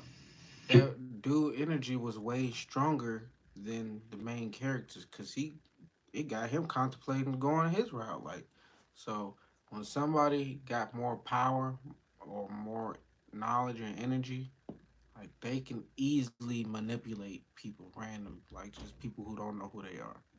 They can easily manipulate the majority of this world. I could easily manipulate the majority of this world if I wanted to because I understand how this shit works psychologically. But I understand karma works, how that works too. So I'm not trying to play that game. Like so, but this dude, like, he been doing that shit for a minute. Why you think he got old girl under his wing? Shit, he made that same, said those same words. And was quickly up and looking. Then he turned to Marjorie and in a casual tone said, "Someone is coming. Go ask Kenny to come up here, please." She nodded and left. Through the window I could see truck lights approaching. The vehicle parked just outside the fence, 50 feet away. Jensen opened the door, and as he did, I heard my name mentioned outside. "Who is that?" I asked. Jensen looked at me sharply. "Be very quiet," he said. See, I already He can't and the fuck with large that. man walked outside and Can't pulled the fuck door with no closed. niggas like that. Hell no. Who the fuck you telling me? Be quiet. What the fuck? See, that's just how Through it the be. window I could see a lone figure silhouetted behind the truck's lights. My first impulse was to stay inside.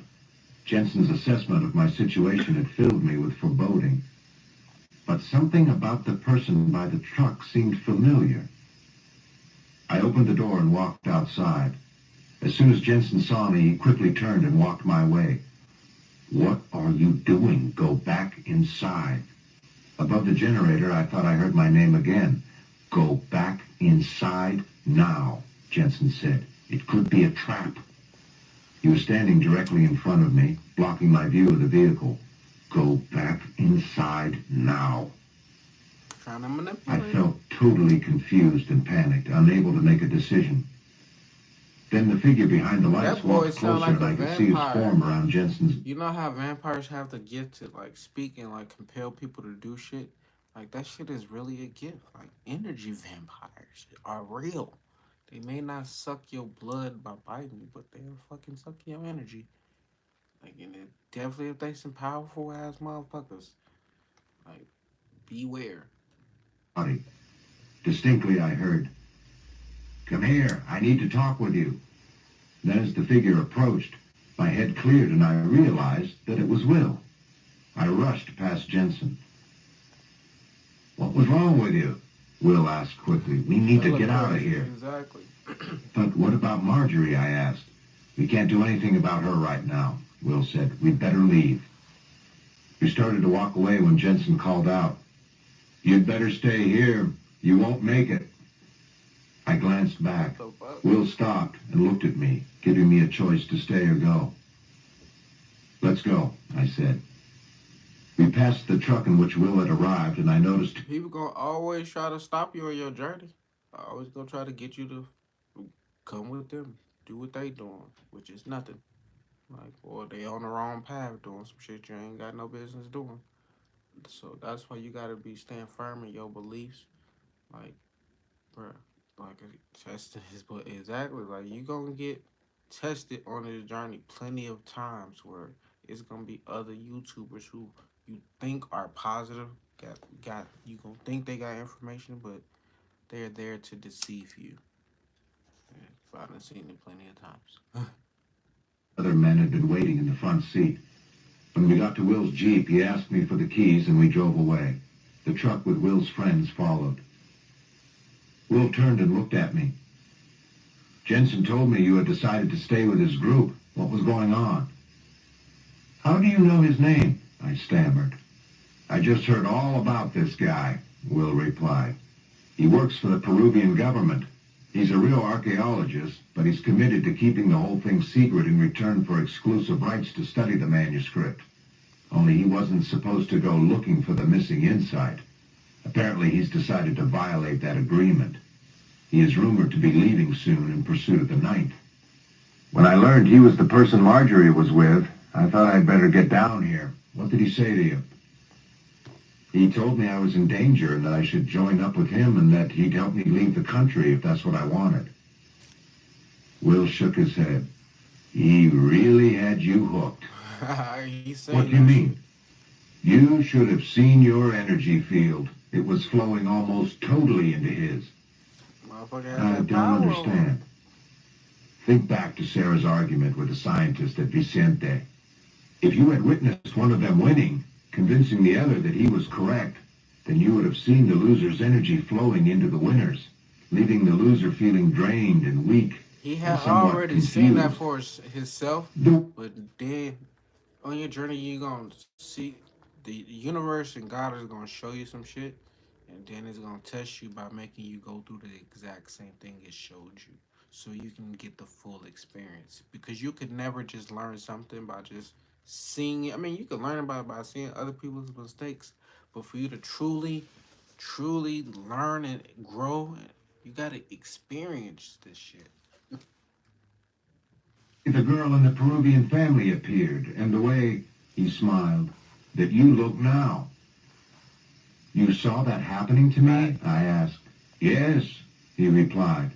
"And it was extremely difficult for you to stop his control of you and to pull yourself away. I thought for a minute you weren't going to do it." "Jesus," I said. "That guy must really be evil." "Not really," he said. "He's probably only half aware of what he's doing. He thinks he's right to control the situation, and no doubt he learned a long time ago that he could control successfully by following a certain strategy. He first pretends to be your friend. Then he finds something wrong with what you're doing. In your case, that you were in danger. In effect, he subtly undermines your confidence in your own path until you begin to identify with him. As soon as that happens, he has you." Imagine how Will many looked people he done directly did at that me. to. Cause he know This is like only one how to of many manipulate. strategies people use to con others out of their energy. You'll learn about the remaining ways later in the sixth insight. I wasn't listening. My thoughts were on Marjorie. Mhm. I didn't like leaving her there. Do you think we should try to get Marjorie? I asked. Not now, he said. I don't think she's in any danger. We can drive out tomorrow as we leave and try to talk to her. We were silent for a few minutes, then Will asked, do you understand what I said about Jensen not realizing what he was doing? He's no different from most people. He just does what makes him feel the strongest.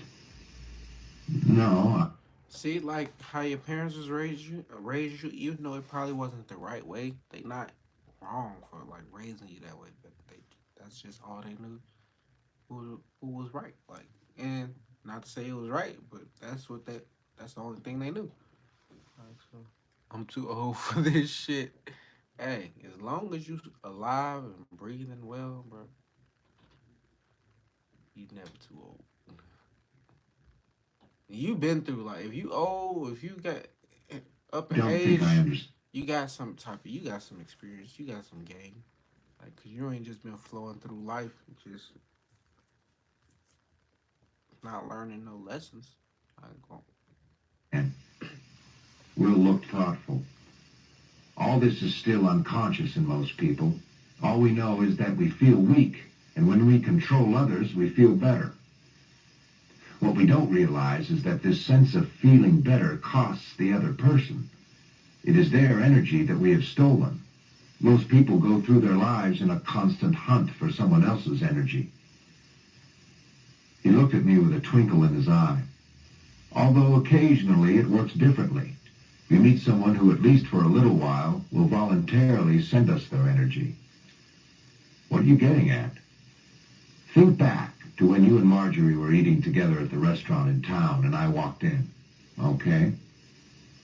I don't know what you two were talking about, but obviously her energy was pouring into you. When I walked in, I could see it clearly. Tell me, how did you feel during that time? I felt good, I said. In fact, the experiences and concepts I was relating seemed crystal clear to me. I could express myself easily, but what does that mean? He smiled. Occasionally, another person will voluntarily want us to define their situation for them, giving us their energy outright, the way Marjorie did with you. It makes us feel empowered. But you'll see that this gift doesn't usually last. Most people, Marjorie included, aren't strong enough to keep giving energy. That's why most relationships eventually turn into power struggles. Humans link up energy and then fight over who's going to control it, and the loser always pays the price. He stopped abruptly and looked at me. Do you get the fourth insight? Think about what has happened to you. You observed that energy flows between people and wondered what it meant. And then we ran into Renault, who told you that psychologists were already searching for some reason humans sought to control each other. All that was demonstrated with the Peruvian family. You saw clearly that dominating another makes the dominator feel powerful and knowledgeable, but it sucks the vital energy out of those who are being dominated. It makes no difference if we tell ourselves that we are doing it for the person's own good, or that they are our children, and therefore we should be in control all the time. The damage still occurs. Next, you ran into Jensen and got a taste of what this actually feels like. You saw that when someone is dominating you psychically, they actually take your mind away. It was not as if you lost some intellectual debate with Jensen. You didn't have the energy or mental clarity to debate with. All your mental power was going to Jensen. Unfortunately, this kind of psychic violence happens all the time throughout human culture, often by otherwise well-meaning people. I just nodded. if you got a father figure, mother figure, like haven't you noticed every time you get around them, like you feel like a little kid again or less than because they make you feel you in your eyes they're like God. You know you wouldn't call your parent God. Like in your eyes, subconsciously, Like everything they say is right. Everything they do is right. They can do no wrong. Like even when they're not in the right. Like so you gotta understand like shit. That shit is all trauma filled and it's holding you back from being your best self. Like me, I had to cut people off who I felt like shit they was overpowering me. Like I would get in rooms with these people and I act out. Like I start cussing people out. So I'm like, I ain't supposed to be here. Like I know I don't mix in his energy, so I had to separate myself and then overcome that. So when I did get in these rooms with these same people, I wasn't cussing them out. Like so, I had to evolve out of that shit. But still, like most people's parents, siblings, friends, like they always trying to make them feel less than. Yep, my sister better count her fucking days. Shoot. Hey, it be as just siblings too for sure.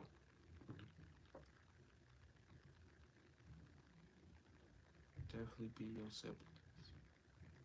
Will had summarized my experience exactly.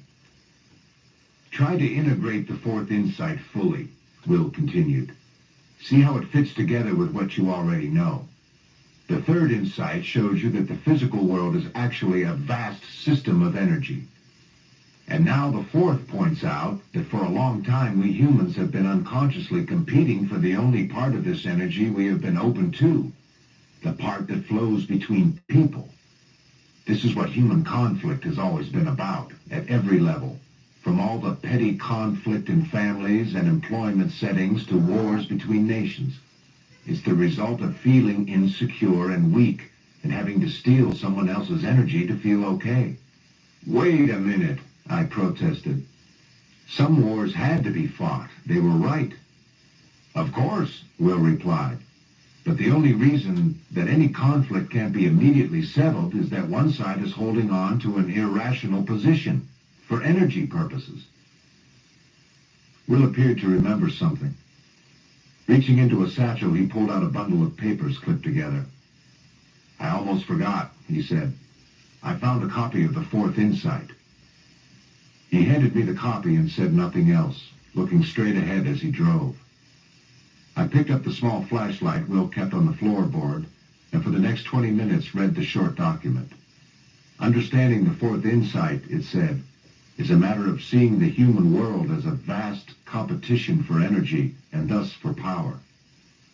Yet once humans understand their struggle, the insight continued, we would immediately begin to transcend this conflict. We would begin to break free from the competition over mere human energy because we would finally be able to receive our energy from another source. I looked at Will. What's the other source? I asked. A He universal smiled, source. but said nothing. The message of the mystics. The next morning I awoke as soon as I heard Will stirring. We had spent the night at a house belonging to one of his friends, and Will was sitting up in a cot across the room, dressing quickly. It was still dark outside. Let's get packed, he whispered. We gathered our clothes and made several trips out to the Jeep with some extra supplies Will had bought. The center of town was only a few hundred yards away, but few lights penetrated the darkness. Dawn was but a streak of lighter sky toward the east. Other than a few birds signaling the impending morning, there were no sounds. My dog making some When weird we ass finished, noise when he I sleep. stayed with the Jeep while Will spoke briefly with his friend who I stood would want to sleepily throw on the something at porch his while we ass. completed our packing. Suddenly, we heard noise at the crossroads.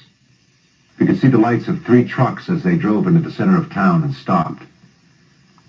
That could be Jensen, Will said.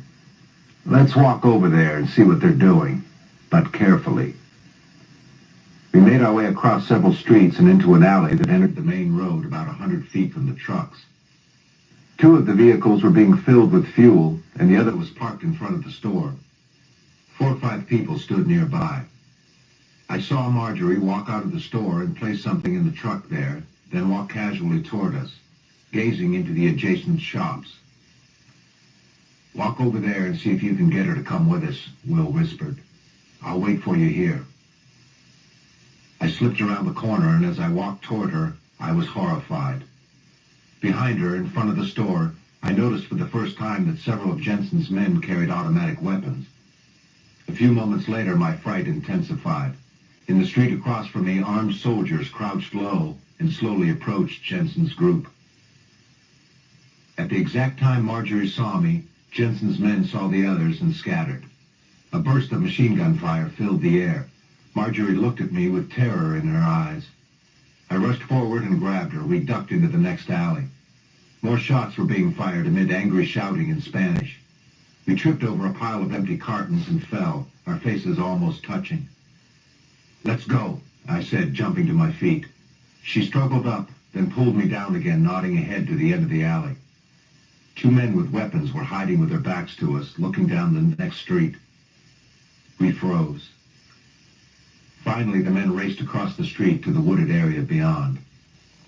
I knew we had to get back to the house of Wilson's This boy friend, don't know to the what the Jeep. fuck he done got I was himself sure Will into. would go there. We crept carefully to the next street. Angry shouting and gunfire could be heard toward the right, but we could see no one. I looked left, nothing there either, no sign of Will. I figured he had run ahead of us. "Let's run across to the woods," I said to Marjorie, who was now alert and looking determined. "Then," I continued, "we'll stay along the edge of the woods and bear left. The Jeep is parked in that direction." "Okay," she said. We crossed the street quickly and made our way to within 100 feet or so of the house. The Jeep was still there, but we could see no movement anywhere. As we prepared to dash across the last street to the house, a military vehicle turned a corner to our left and proceeded slowly toward the dwelling.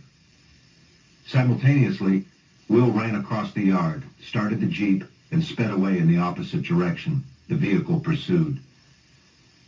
"Damn," I said. "What do we do now?" Marjorie asked, panic returning to her face. Goddamn. More shots were being fired in the streets behind us, closer this time.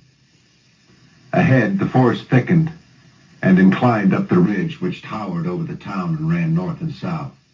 It was the same ridge that I had seen from the overlook earlier. "Let's get to the top," I said. "Hurry." We climbed several hundred yards up the ridge. At an overlook, we stopped and looked back toward the town. We gonna Military stop this vehicles book in seemed to like be 5 more pouring into the minutes. crossroads, and numerous soldiers were Yeah, conducting what seemed to be a house-to-house search. Continue tomorrow. Below us, at the base of the ridge, It went I could pretty hear long. muffled I ain't voices. make it to 4 hours like We I rushed would further hope up the so, mountain. but hey, All we could do reality now was run. We followed the ridge north all morning, stopping only to crouch down when the vehicle traveled along the ridge parallel to us on our left. Most of the traffic was the same steel-gray military Jeep we had seen before, but occasionally a civilian vehicle would pass. Ironically, the road provided a lone landmark and point of security against the wilderness all around us. Ahead, the two ridges grew closer together and more steeply sloped.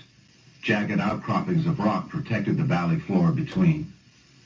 Suddenly, from the north, we saw a Jeep like Will's approach, then turn quickly onto a side road which looped down into the valley.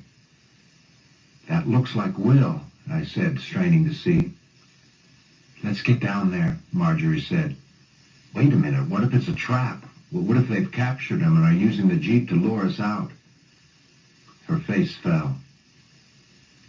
"You stay here," I said. "I'll go down there and you watch me. If everything's okay, then I'll motion for you to follow." Reluctantly, she agreed, and I started down the steep mountain toward the spot where the Jeep had parked. for sure, definitely. Through the foliage, I'm I could trying to vaguely start see the someone live get out of the early vehicle, tomorrow. but couldn't see who it And I'm gonna was. see how things turn out. Holding on to small... Like instead of starting so late, because 8:30, it'd be 10:30 back home in Indiana, so that means Yeah. it's 11:30. We had spent regular evenings together, so that's talking. pretty late. Most of our discussions were about academic theories and psychological... Oh shit, that motherfucker went all the way back. But I guess that's what we gonna end tonight, where the book stopped at. But thank you guys for tuning in. Hey, this, as you can see, the book is like kind of ramping up. Like shit ain't all peaches and cream like it used to be.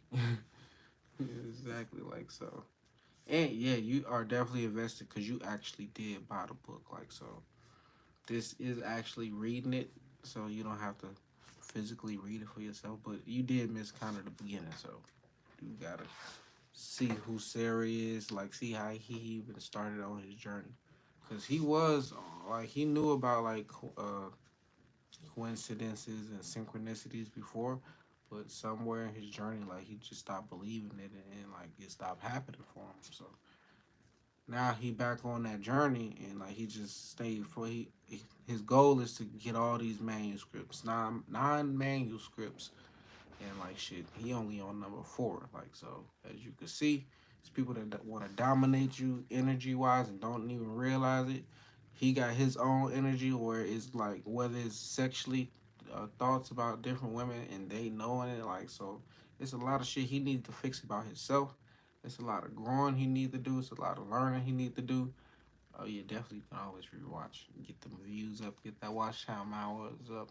I finally crossed over 1,000 public watch time hours to get monetized. So we got less than 3,000 uh, more of those hours to go, and it's only been 2 months as far as me trying to get monetized. So imagine 8 months from now, 10 months from now, I'm gonna definitely be monetized.